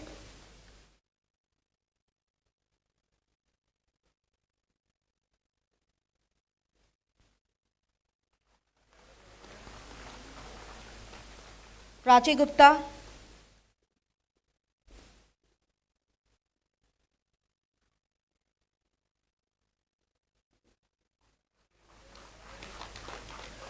Pulkit Arora,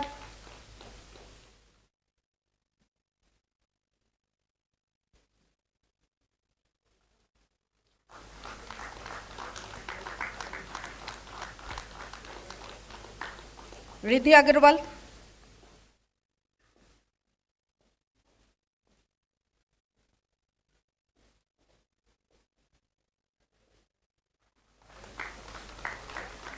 Riddhi Sharda,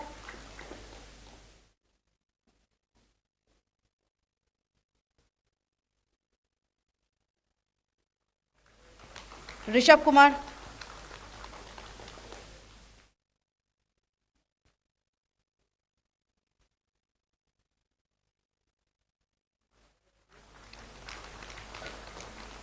Ritik Mittal,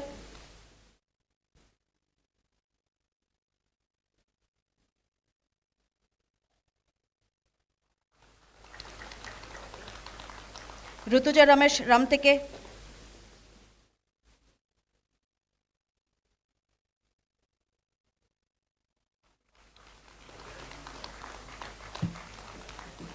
Samiksha Acharya,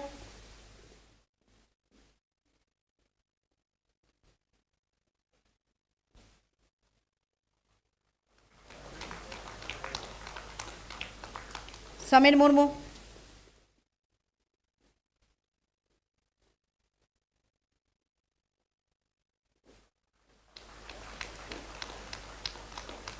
Sanjana Bansure,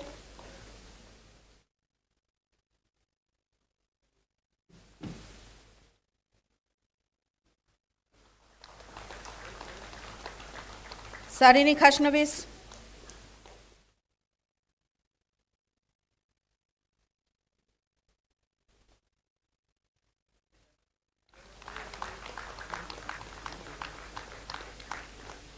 Sejal Vyas,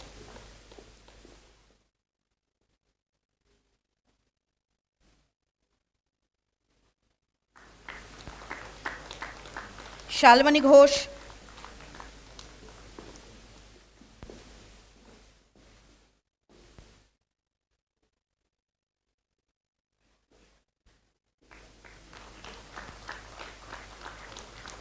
Shriya Pandey,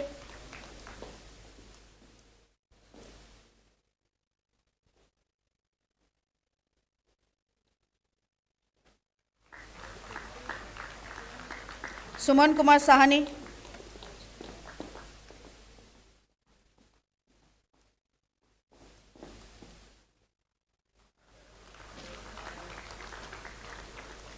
Swagata Samanta,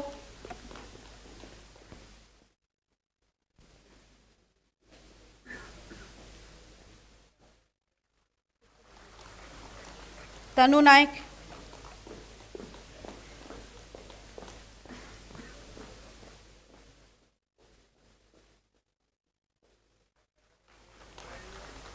Tanu Thakur,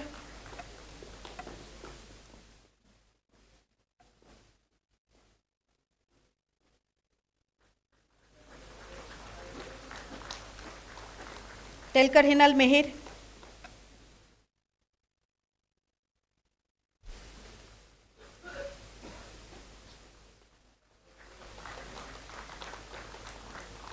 Tushar Kumar Tigga,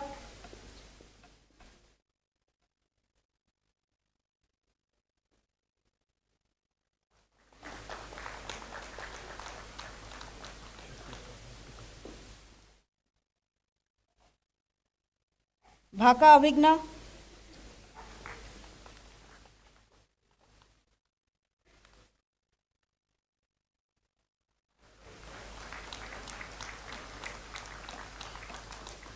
Vijay Krishna AM,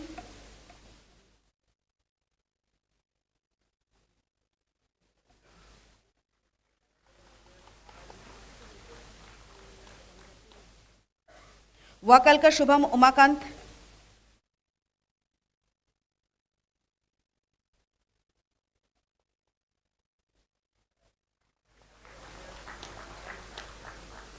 यासिक Sahni, sorry,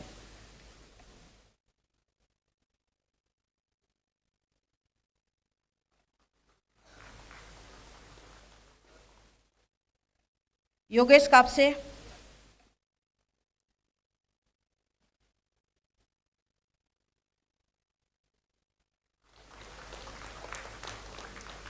Yukta Sinha,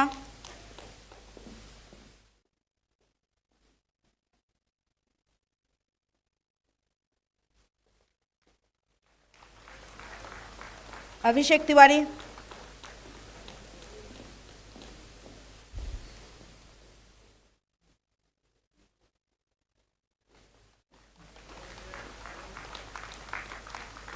Aditya Vaidya,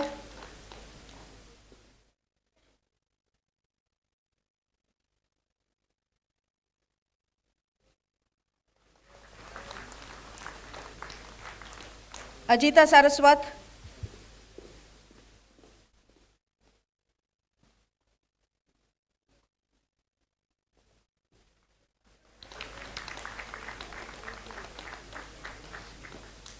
Akshat Parmar,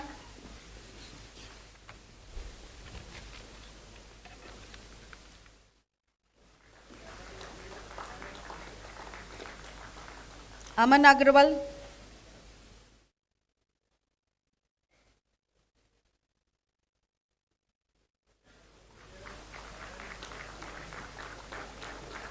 Aman Raj,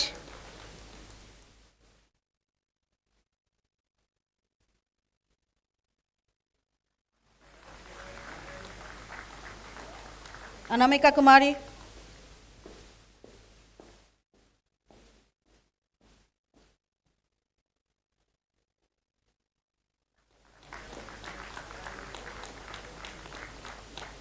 Ankita Jaiswal,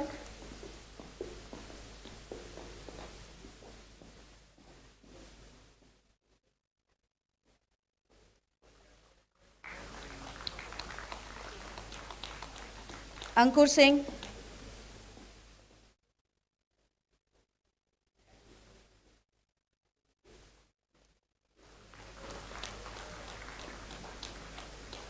Anshul Nima,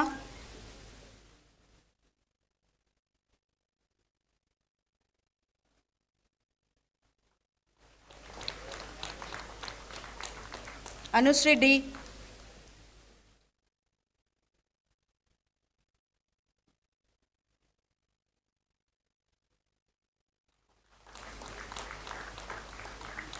Arpita Singh,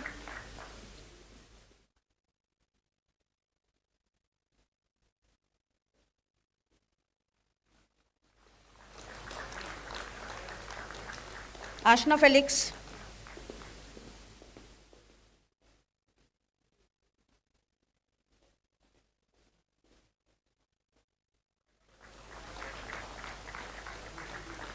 अश्रुत Sharma,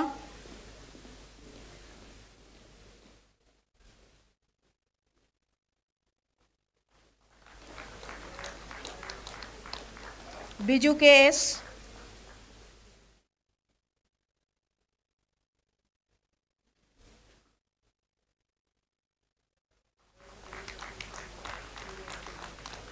चेरीपल्ली Prashant Chaitanya,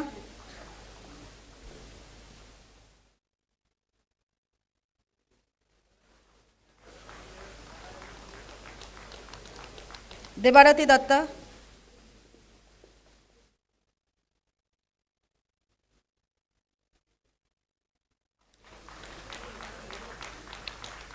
देवत्रयी Bose,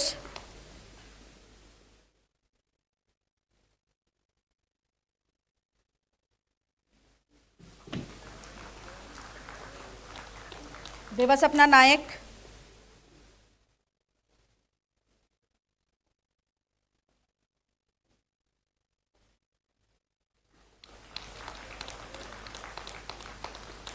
Das Prajakta Sudarshan,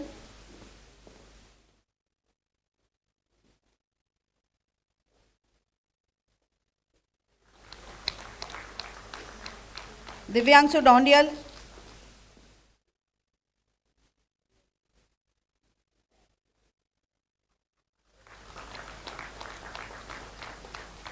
Harsh Avinav Besi,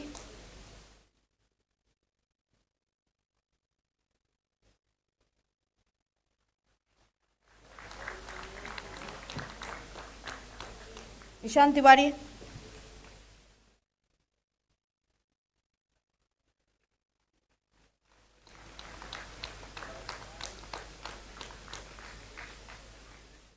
Ishita Deepak Joshi,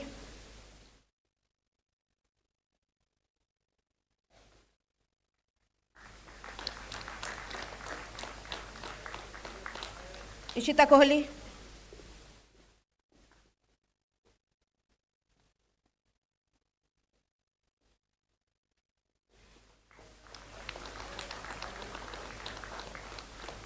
Jatatu Rohit Kumar,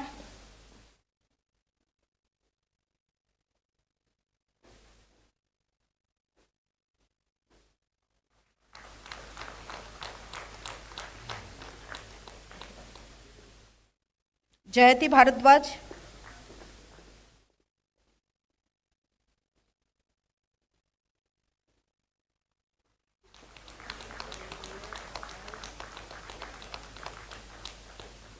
Kale Yash Narayan,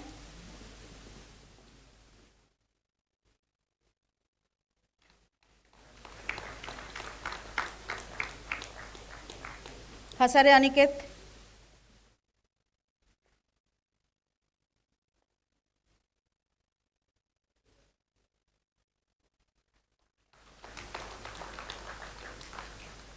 Khushi Jaiswal,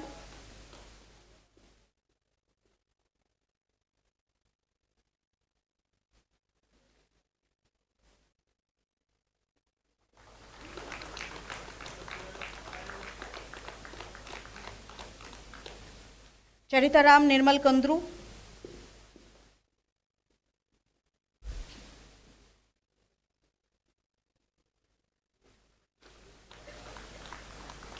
Vishwa Saurabh Kotakoti,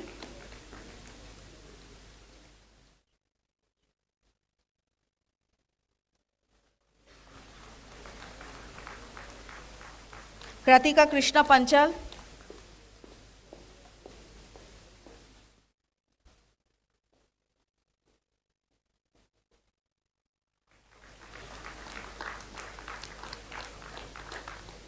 Kumkum Chaudhary,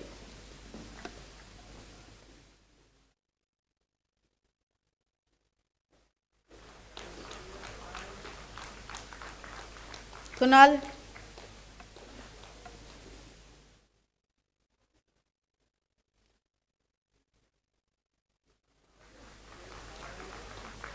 Lifsa Baru,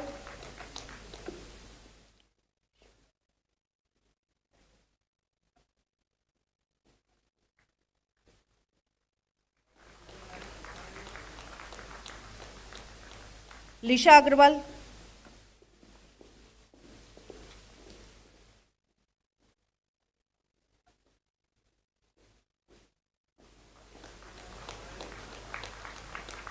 Aditya Aniruddha Mandrulkar,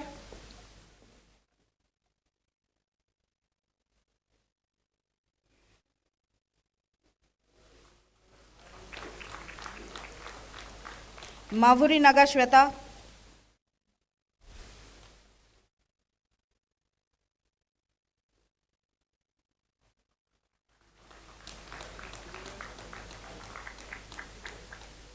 Mayank Raj,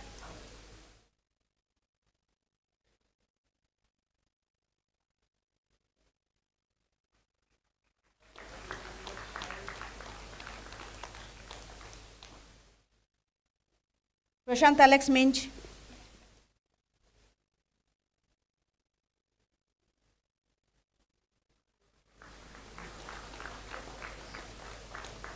Mouli Roy,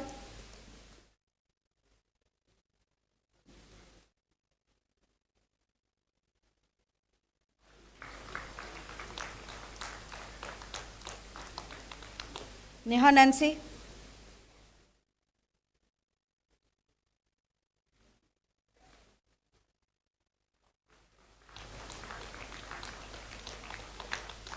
Nimish Pandey,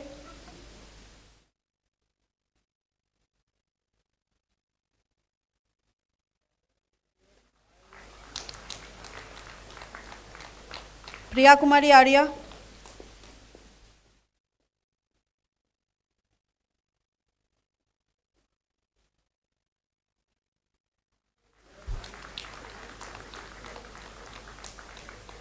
Priyal Jain,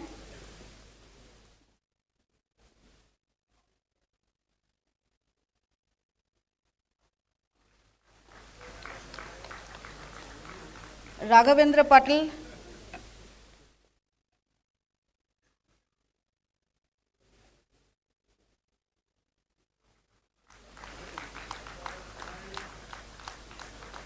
Ragini Hardia,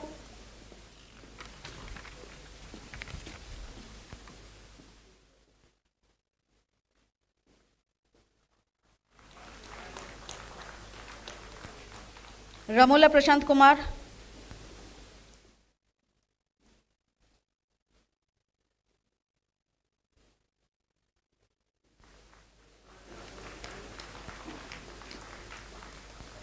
Rushal Singh,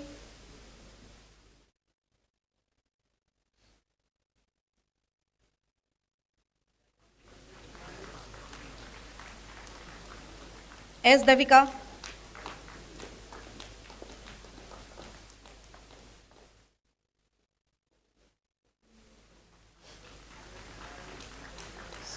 Sanskriti,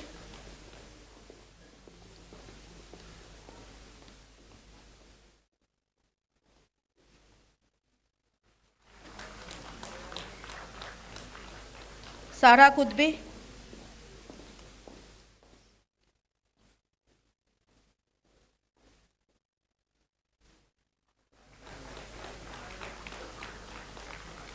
Saili Sanjeev Hatke,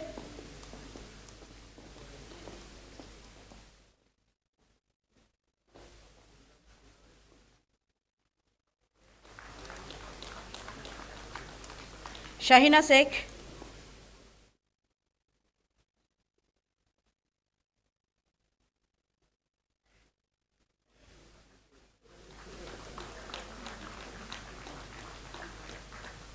Shaina Chabra,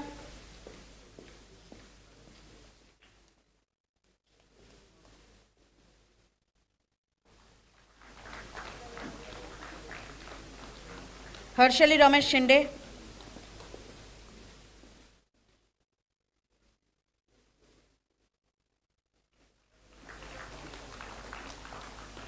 Shivani,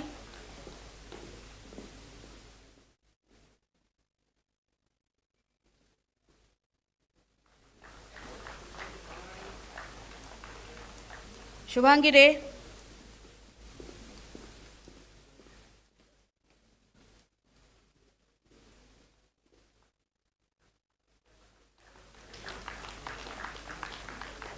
Shweta Prasad,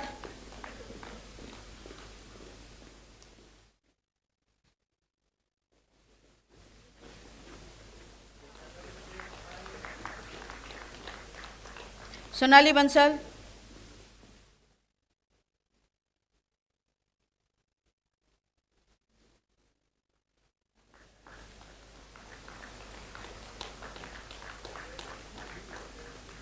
Shauharde Sarkar,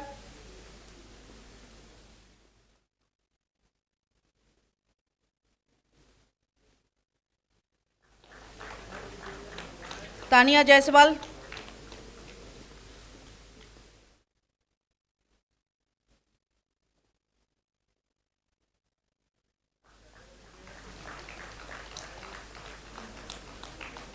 Tayare Anshul Dinkar,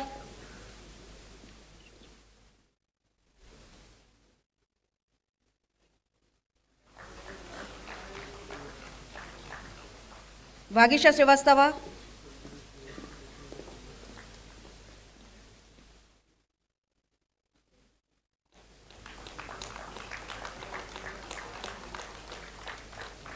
Vibhuti Srivastava,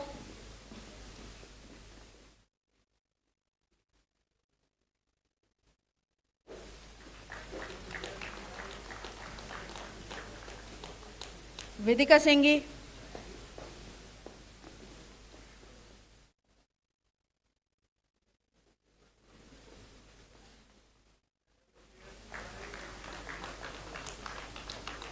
Vipul Sharma,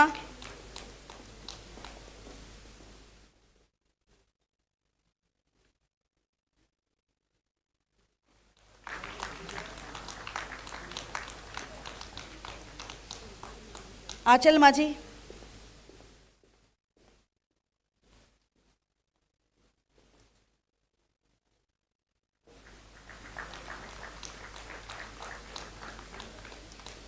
Abhilasha Chaudhary,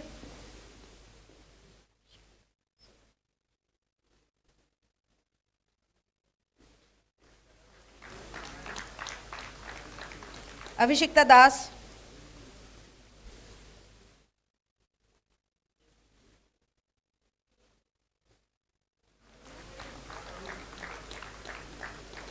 Aditi Barua,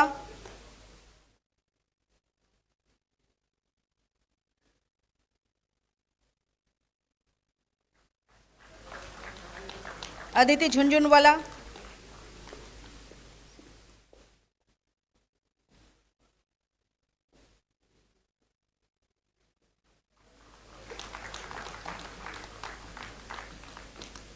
Aditya Singh,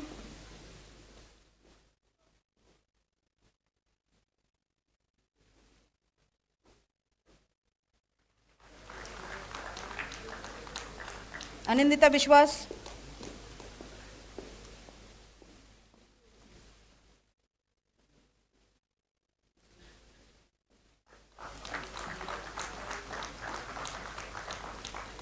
Anjali Mishra,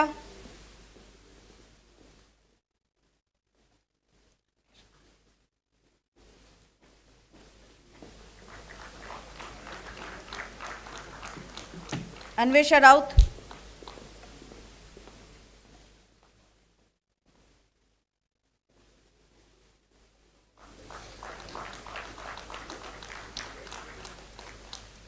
B Chaitra,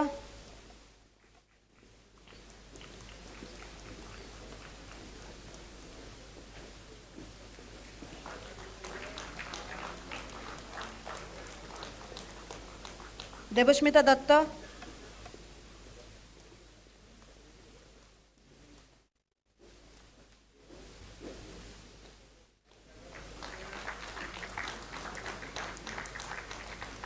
द्वितीया मुखर्जी,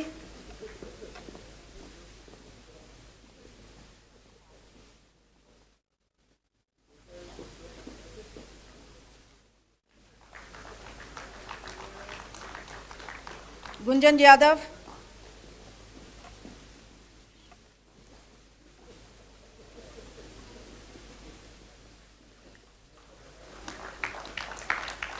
हर्षिता सुरोशे,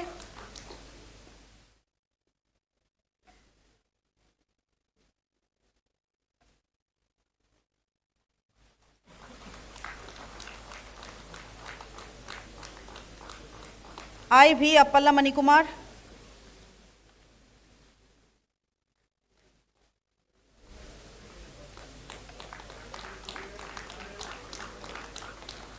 ईशा गोराशिया,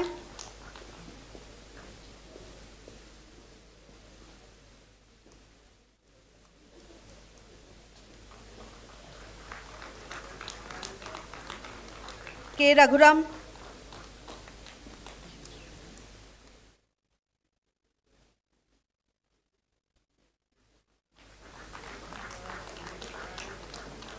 कांची अश्रिता,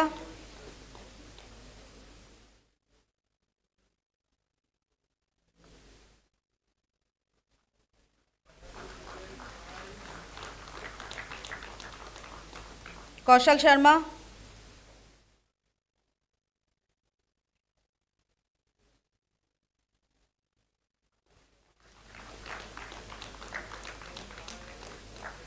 खरीदी सतीश लोकेश,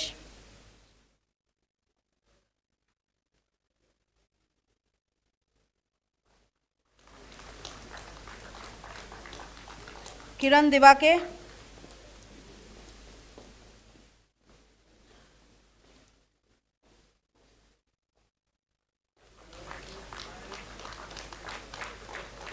के Sai Shri Haripriya,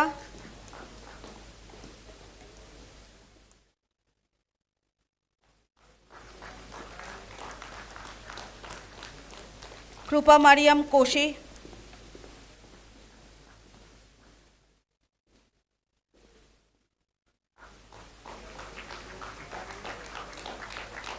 Kunal Kumar Goel,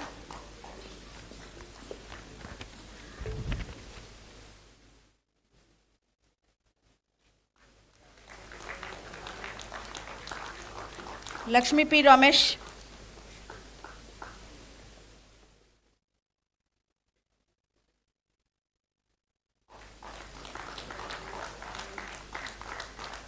Malve Arti Jagdish,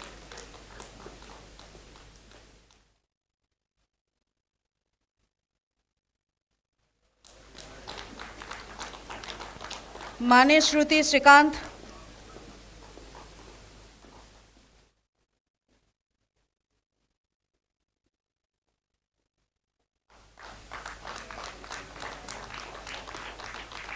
Manglesh Kumar Ranjan,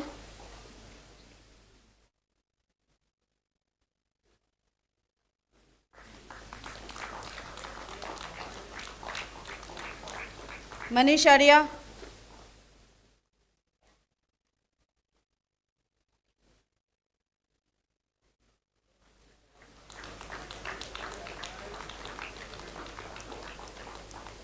Munish Ashok Ghonge,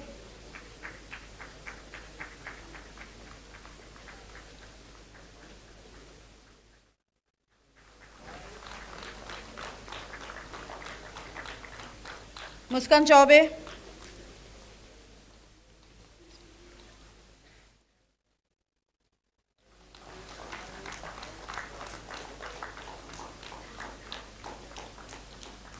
Nathani Muskan Onil,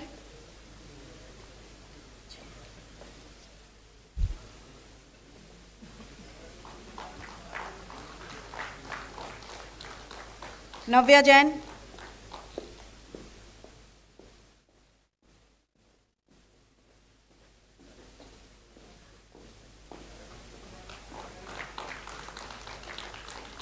Navya Singh,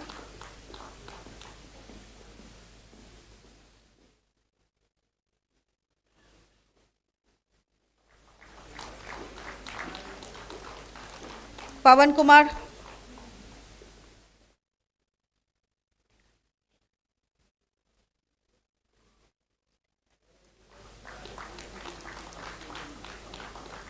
Prachi Mahendra Kumar Hirekhan,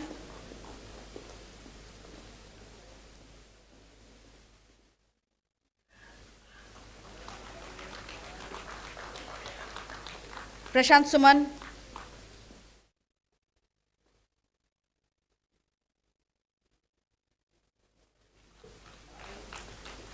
Rajeshri Mondol,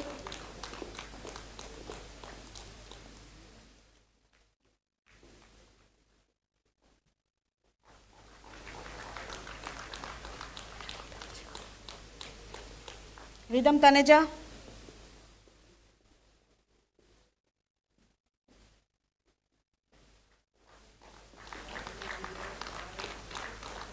Riddhi Sarkar,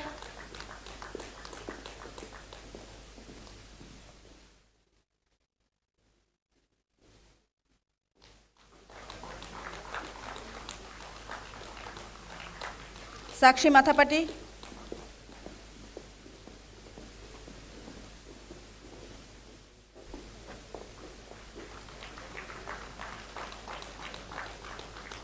Sapna Rani,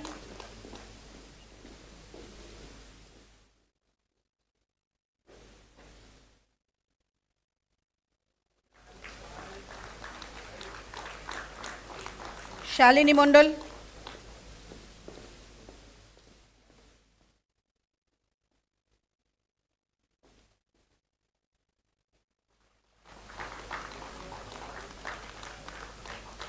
Shambhavi Sinha,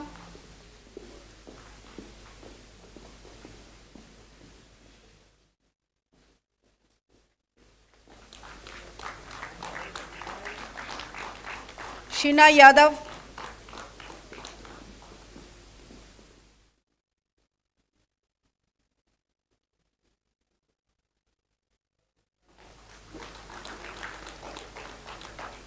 Srishti Kamal,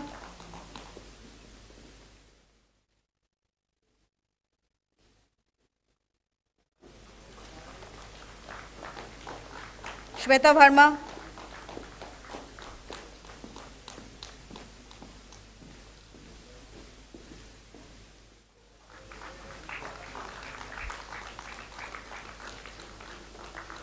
Siddhant Bajula,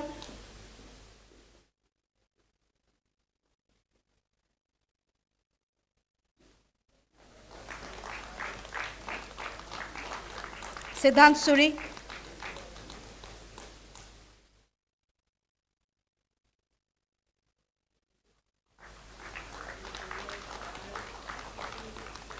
Srija De,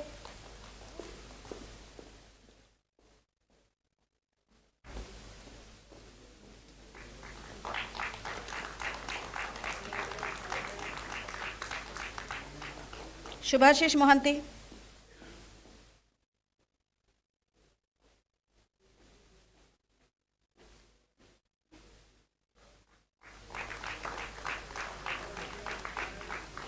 Suryapalli Bhamshi Krishna,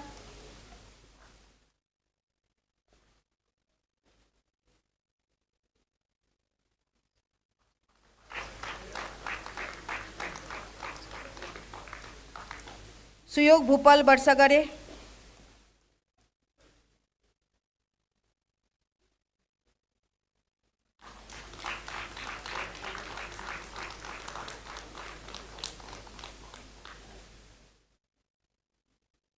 Uttama Roy Chaudhary,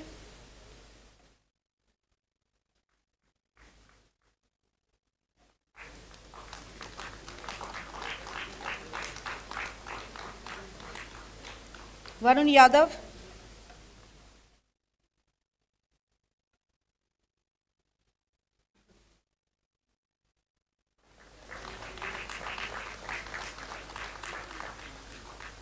Y. Shiv Krishna Rao, sorry, Shivashish Rao,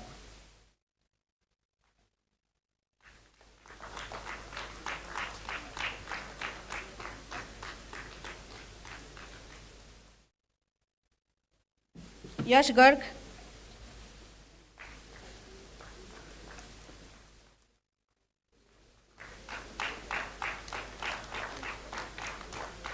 Yash Jaiswal,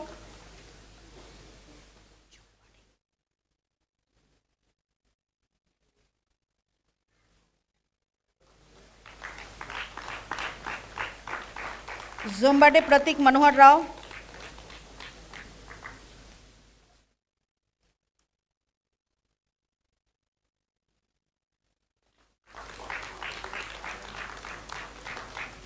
Ramanjit Sahu,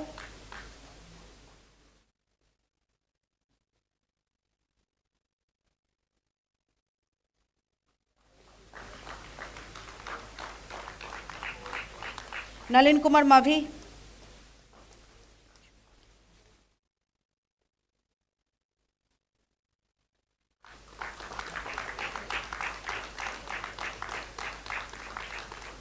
Ruchin Chaudhary,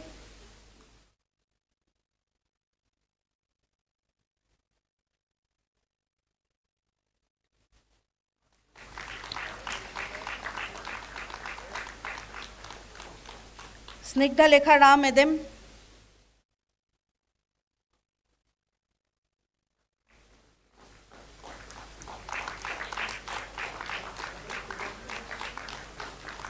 Bhavale Sapnil Ananda,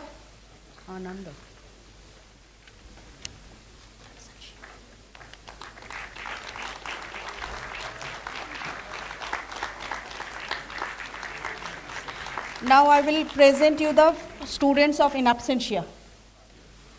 MBA batch 2022-24.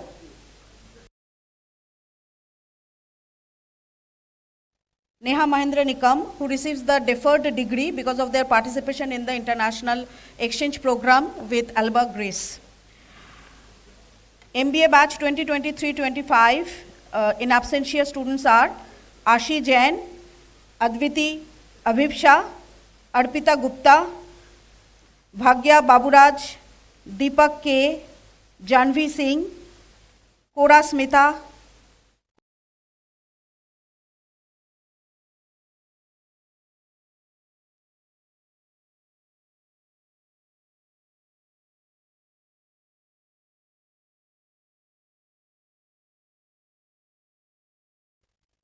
Shukla Akash Manoj, Shubhashish Chakraborty, Suhani Rathore, Uwais Binu Usman PM, Anshu Rai, Esha Dua, J अंगुराज, Joshi Isha Hitesh भाई, मेट्टुपल्ली श्रीजा राव, निष्ठा तनेजा, स्नेहा सरकार, Sushmita राजवार, Tirupati Ram Tarun, Vedang Shukla, Aditi Arya, Ashlesh Kumar Nayak, Kritika Kashyap, Mansi शांडिला, marine job, Rahul प्रसाद, साक्षी रॉय, सृष्टि जैन, शुभांशु शेखर बारिक, विशाखा त्रिपाठी, अक्षय के, अपूर्वा दीक्षित, बाइग मुस्तफ़ा जहूर, बसीत अली अफरीदी, दीक्षा Tiwari, Himanshu Pandey, M Dinesh Chyavan नायक, नीरज गौरव महातो, शिवम कुमार, स्नेहा वर्मा, सोनाली, सौदागर, खरीनुन्निसा बेगम, सौरभ प्रेमचंद हिवांसरा, तनिष्क गौतम, तन्वी तुषार सोनवारे, वर्णिका खारे. Thank you.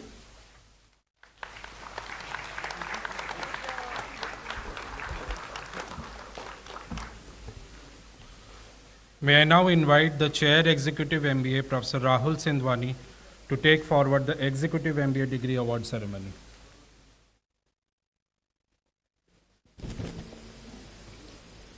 Graduating students of Executive Master of Business Administration Batch 2022-24, please rise.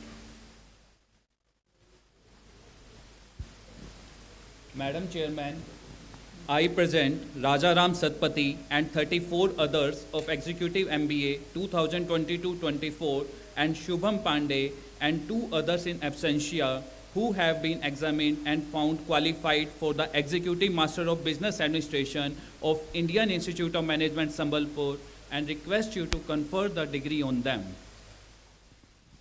By the authority given to me by the Board of Governors of Indian Institute of Management Sambalpur, I confer on you the Executive Master of Business Administration, and I charge you that in your life, by word and deed, you prove yourselves worthy of it.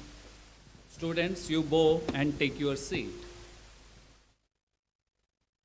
Now, may I request Mr. Dhananjay Devangan, AO Academics, places the graduation register before the Chairman, Madam.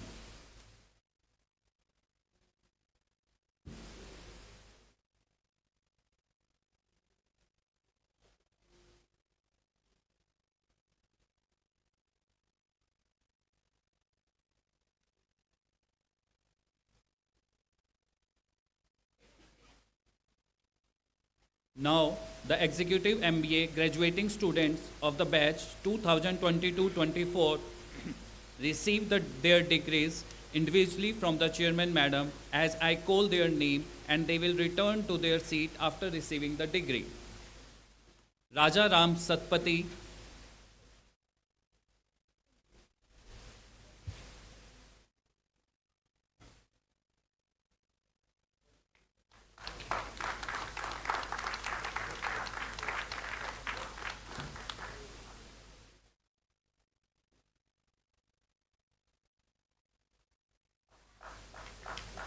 Tridbesh Chaudhary,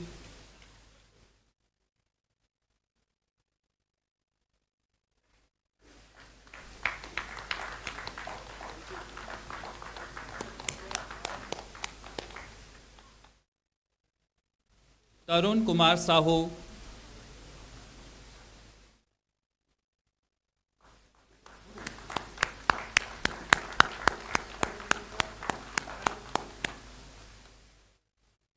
Rajesh Kumar Sahu,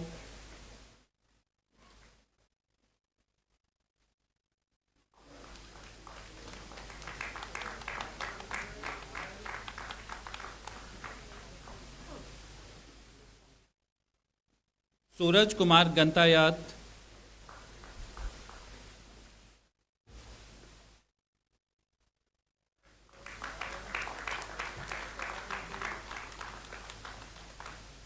शाश्वत रंजन पंडा,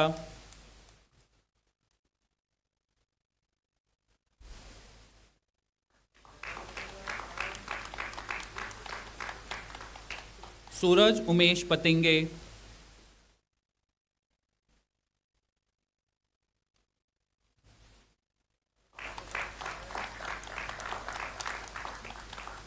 सैयद तहर अली,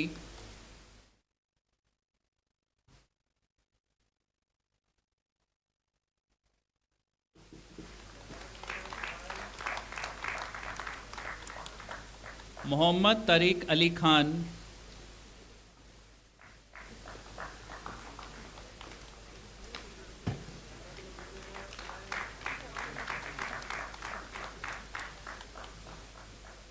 सौरव शेखर होता,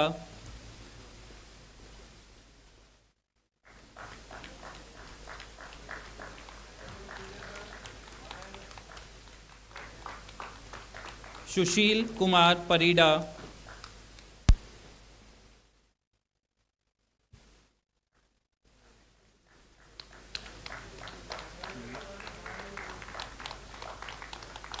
करण दर्शी पानीग्रही,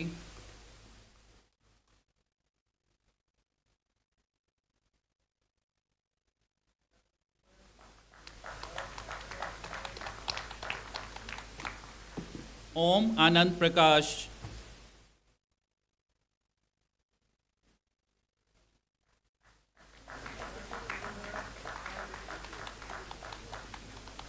सत्य स्वरूप बिस्वाल,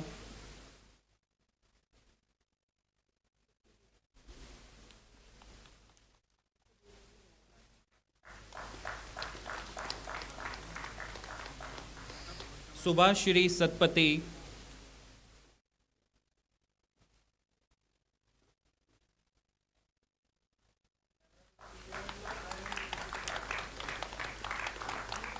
आनंद प्रकाश पाल,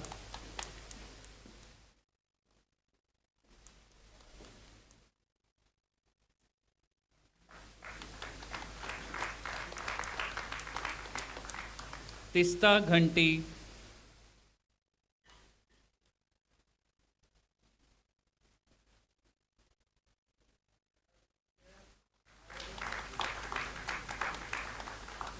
देव्रता मोहंता,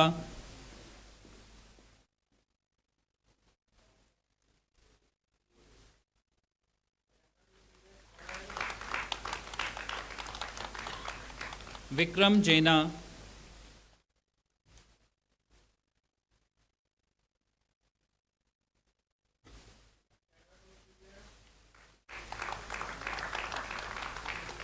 अनुष्का खट्टर,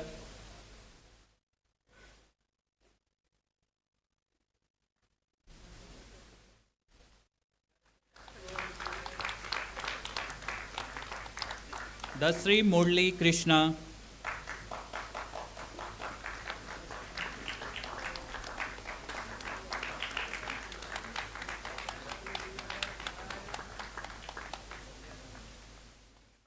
रितेश सिंह चंडेल,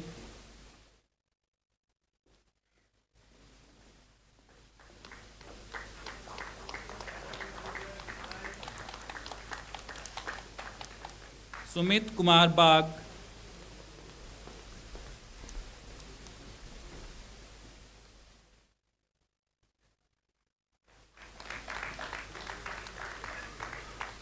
ममता कुमारी गुप्ता,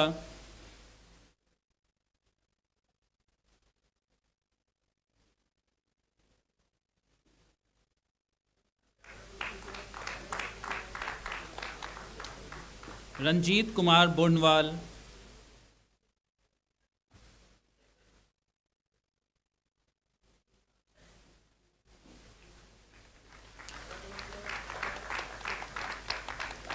रंजन कुमार जेना,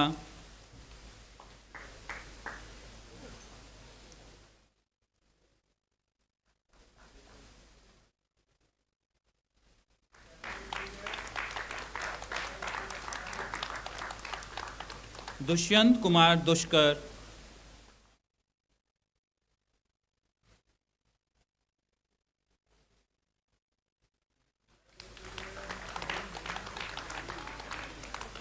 Amit Kumar Singh,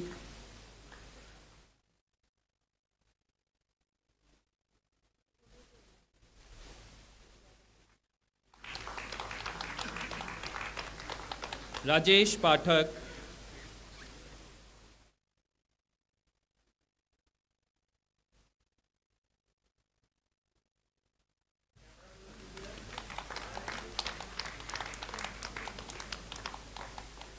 Tikesh Kumar Sahu,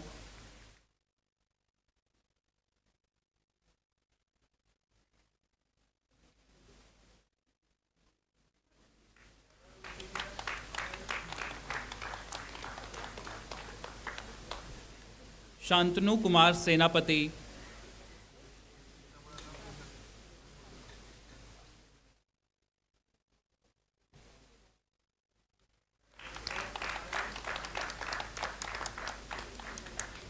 Pankaj Kumar,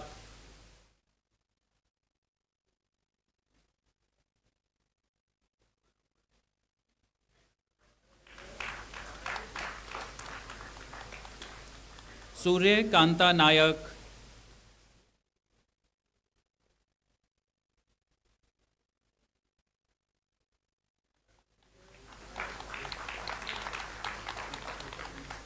Deepak Kumar Das,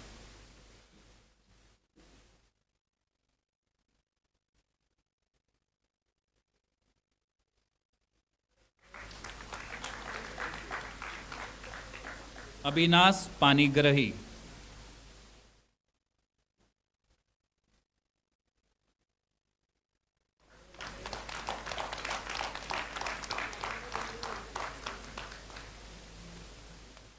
The students who received the degree in absentia are Shubham Pandey,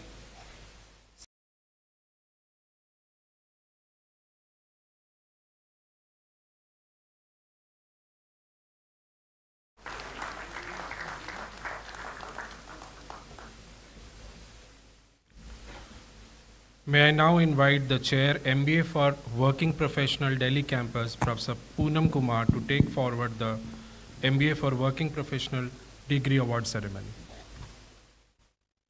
Thank you. Graduating students of MBA for Working Professionals Batch 2023-25, please rise. Madam Chairman, I present Shivani Nagpal and 8 others of MBA for Working Professional 2023-25 and Avik Datta in absentia who have been examined and found qualified for the MBA for Working Professional of Indian Institute of Management, Sambalpur, and request you to confer the degree on them. By the authority given to me by the Board of Governors of the Indian Institute of Management, Sambalpur, I confer on you the MBA for Working Professionals, and I charge you that in your life, by word and deed, you prove yourselves worthy of it. Students, you bow and take your seat. May I request Dhananjay Devangan, AO Academics, places the graduation register before the chairman, ma'am.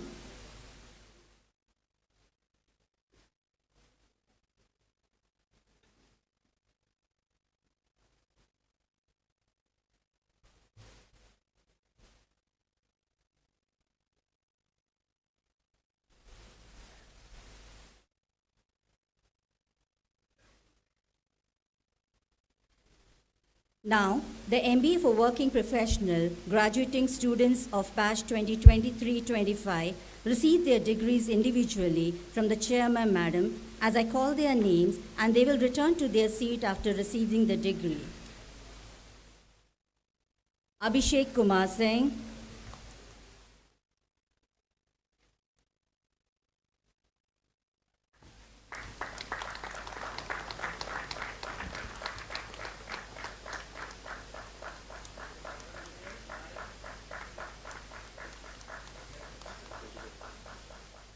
Shivani Nagpal,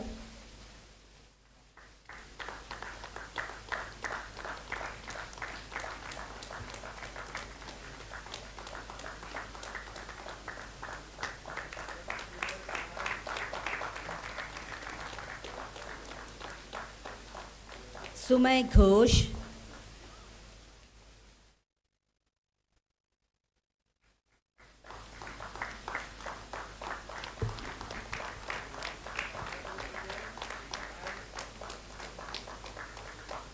Balkishan Tiwari,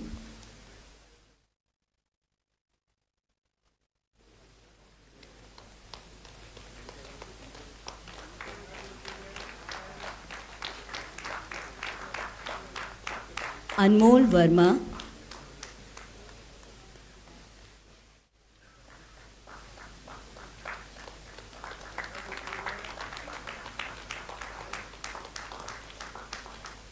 Shashwalini Sarangi,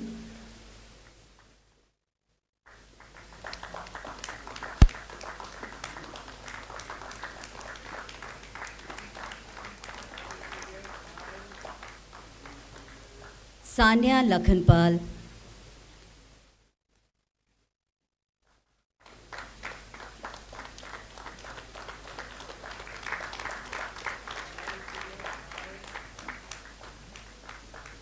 Dr. G.M. Gupta,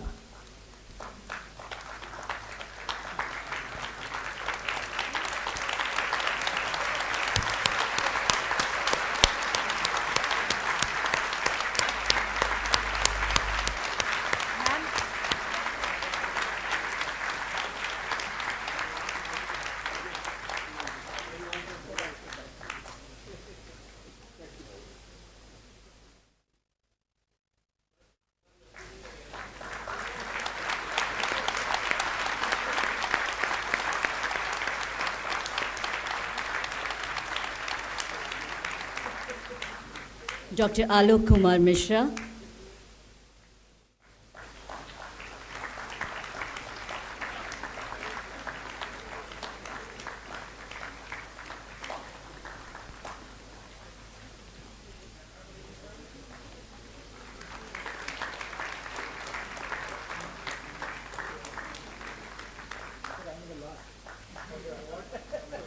The students who received the degree in absentia are Avik Datta. Thank you.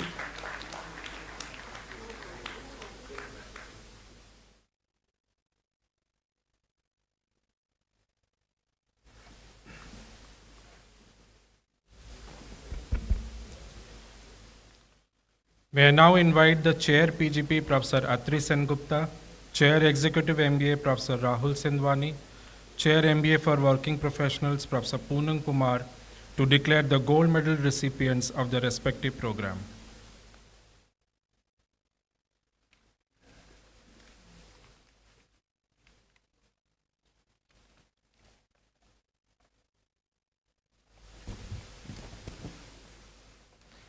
May I request our Chief Guest, Dr. Pramod Kumar Mishra, Principal Secretary to the Honorable Prime Minister of India, to award the gold medals to the recipients.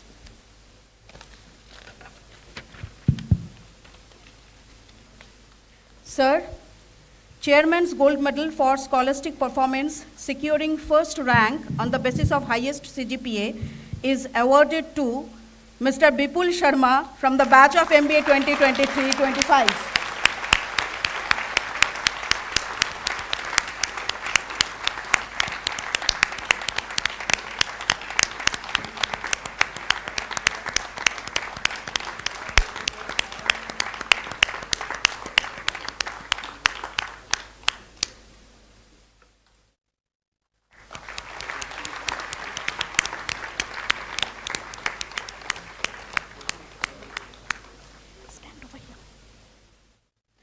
Director's Gold Medal for Scholastic Performance securing second rank on the basis of second highest CGPA is awarded in absentia to Mr. Nilaksh Dikshit from the batch of MBA 2023-25.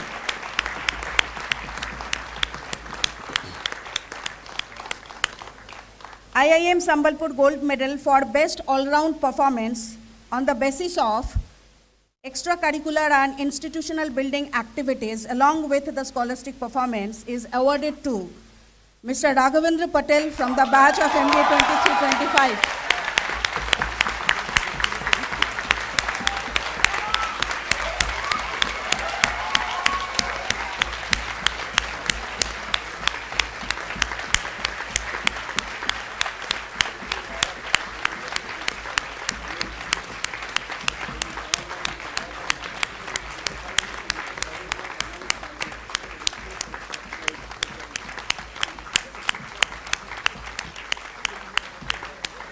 Complex office.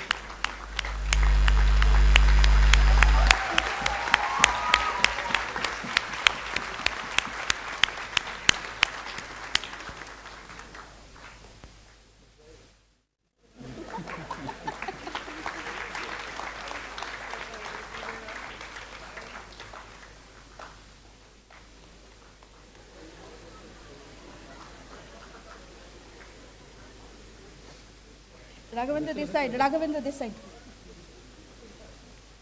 So all the gold medalists are requested to stand over here for a group photograph afterwards. Sir, Chairman's gold medal for scholastic performance securing first rank on the basis of higher CGPA is awarded to Mr. Rajesh Kumar Sahu from the batch of Executive MBA 2022-24.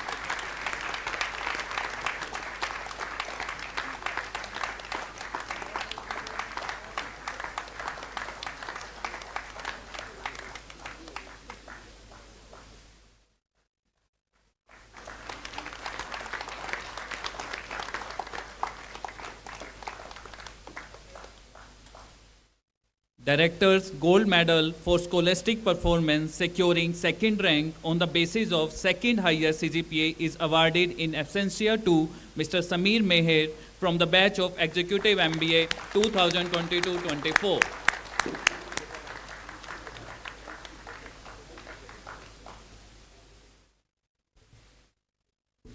Sir, Chairman's Gold Medal for the scholastic performance securing first rank on the basis of the highest CGPA is awarded to Ms. Shivani Nagpal from the batch of MBA for Working Professionals 2023-25.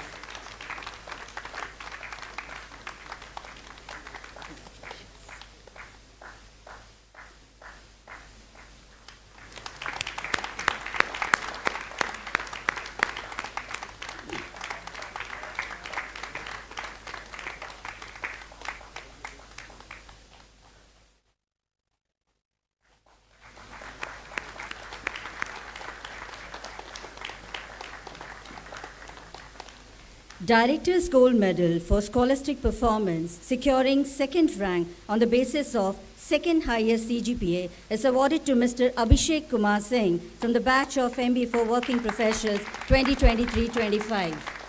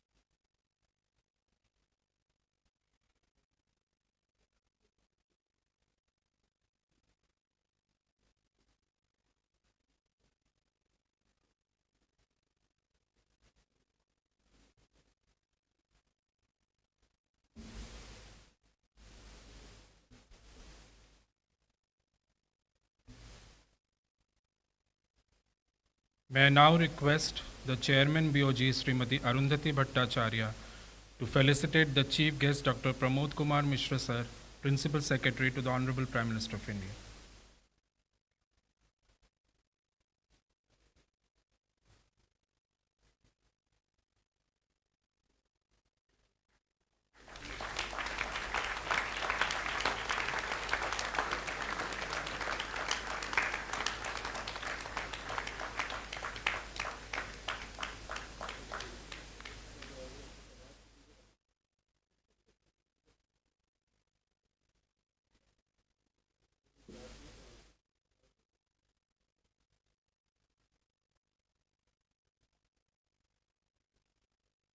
May I now request the Director IIM Sambalpur, Professor Mahadev Jaswal, to felicitate Chairman Board of Governors IIM Sambalpur, Srimati Arundhati Bhattacharya.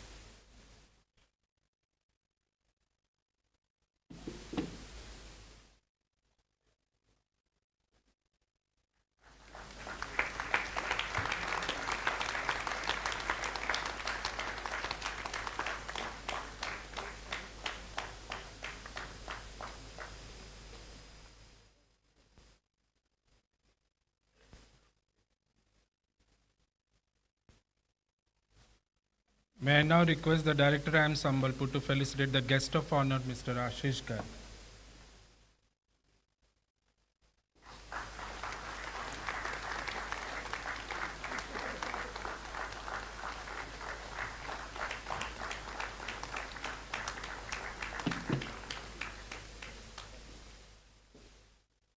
May I now request Director IIM Sambalpur to felicitate the Chief Guest, Dr. Pramod Kumar Mishra, Sir, Principal Secretary to the Honorable Prime Minister of India.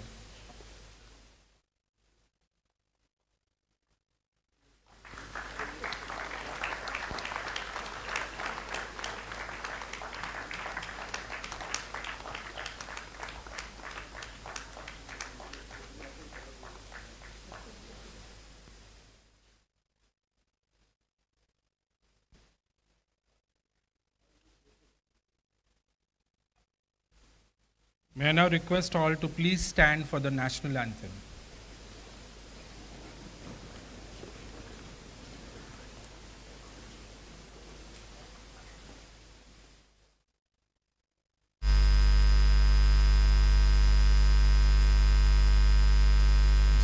गणमन अधिनायक जय हे भारत भाग्य विधाता पंजाब सिंध गुजरात मराठा द्राविड उत्कल बंगा विंध्य हिमाचल यमुना गंगा उच्चल जलधि तरंगा तव शुभ नामे जागे तव शुभ आशीष मांगे गाहे तव जय गाथा जन गण मंगलदायक जय हे भारत भाग्य विधाता जय हे जय हे जय हे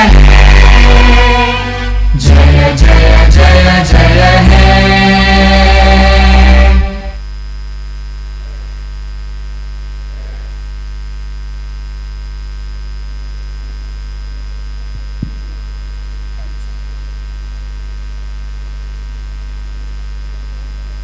May I now request Chairman Madam to declare the convocation closed.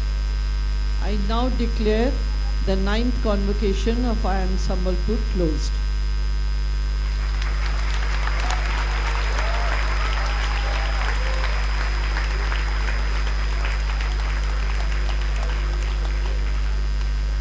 Students and family members may leave the venue from both sides of the auditorium.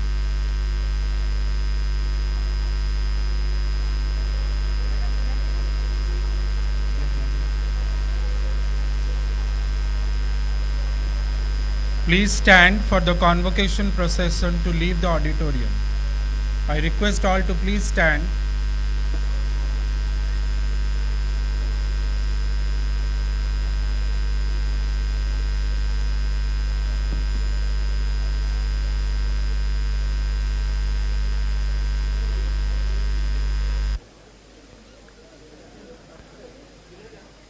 Sir, same day. Yes.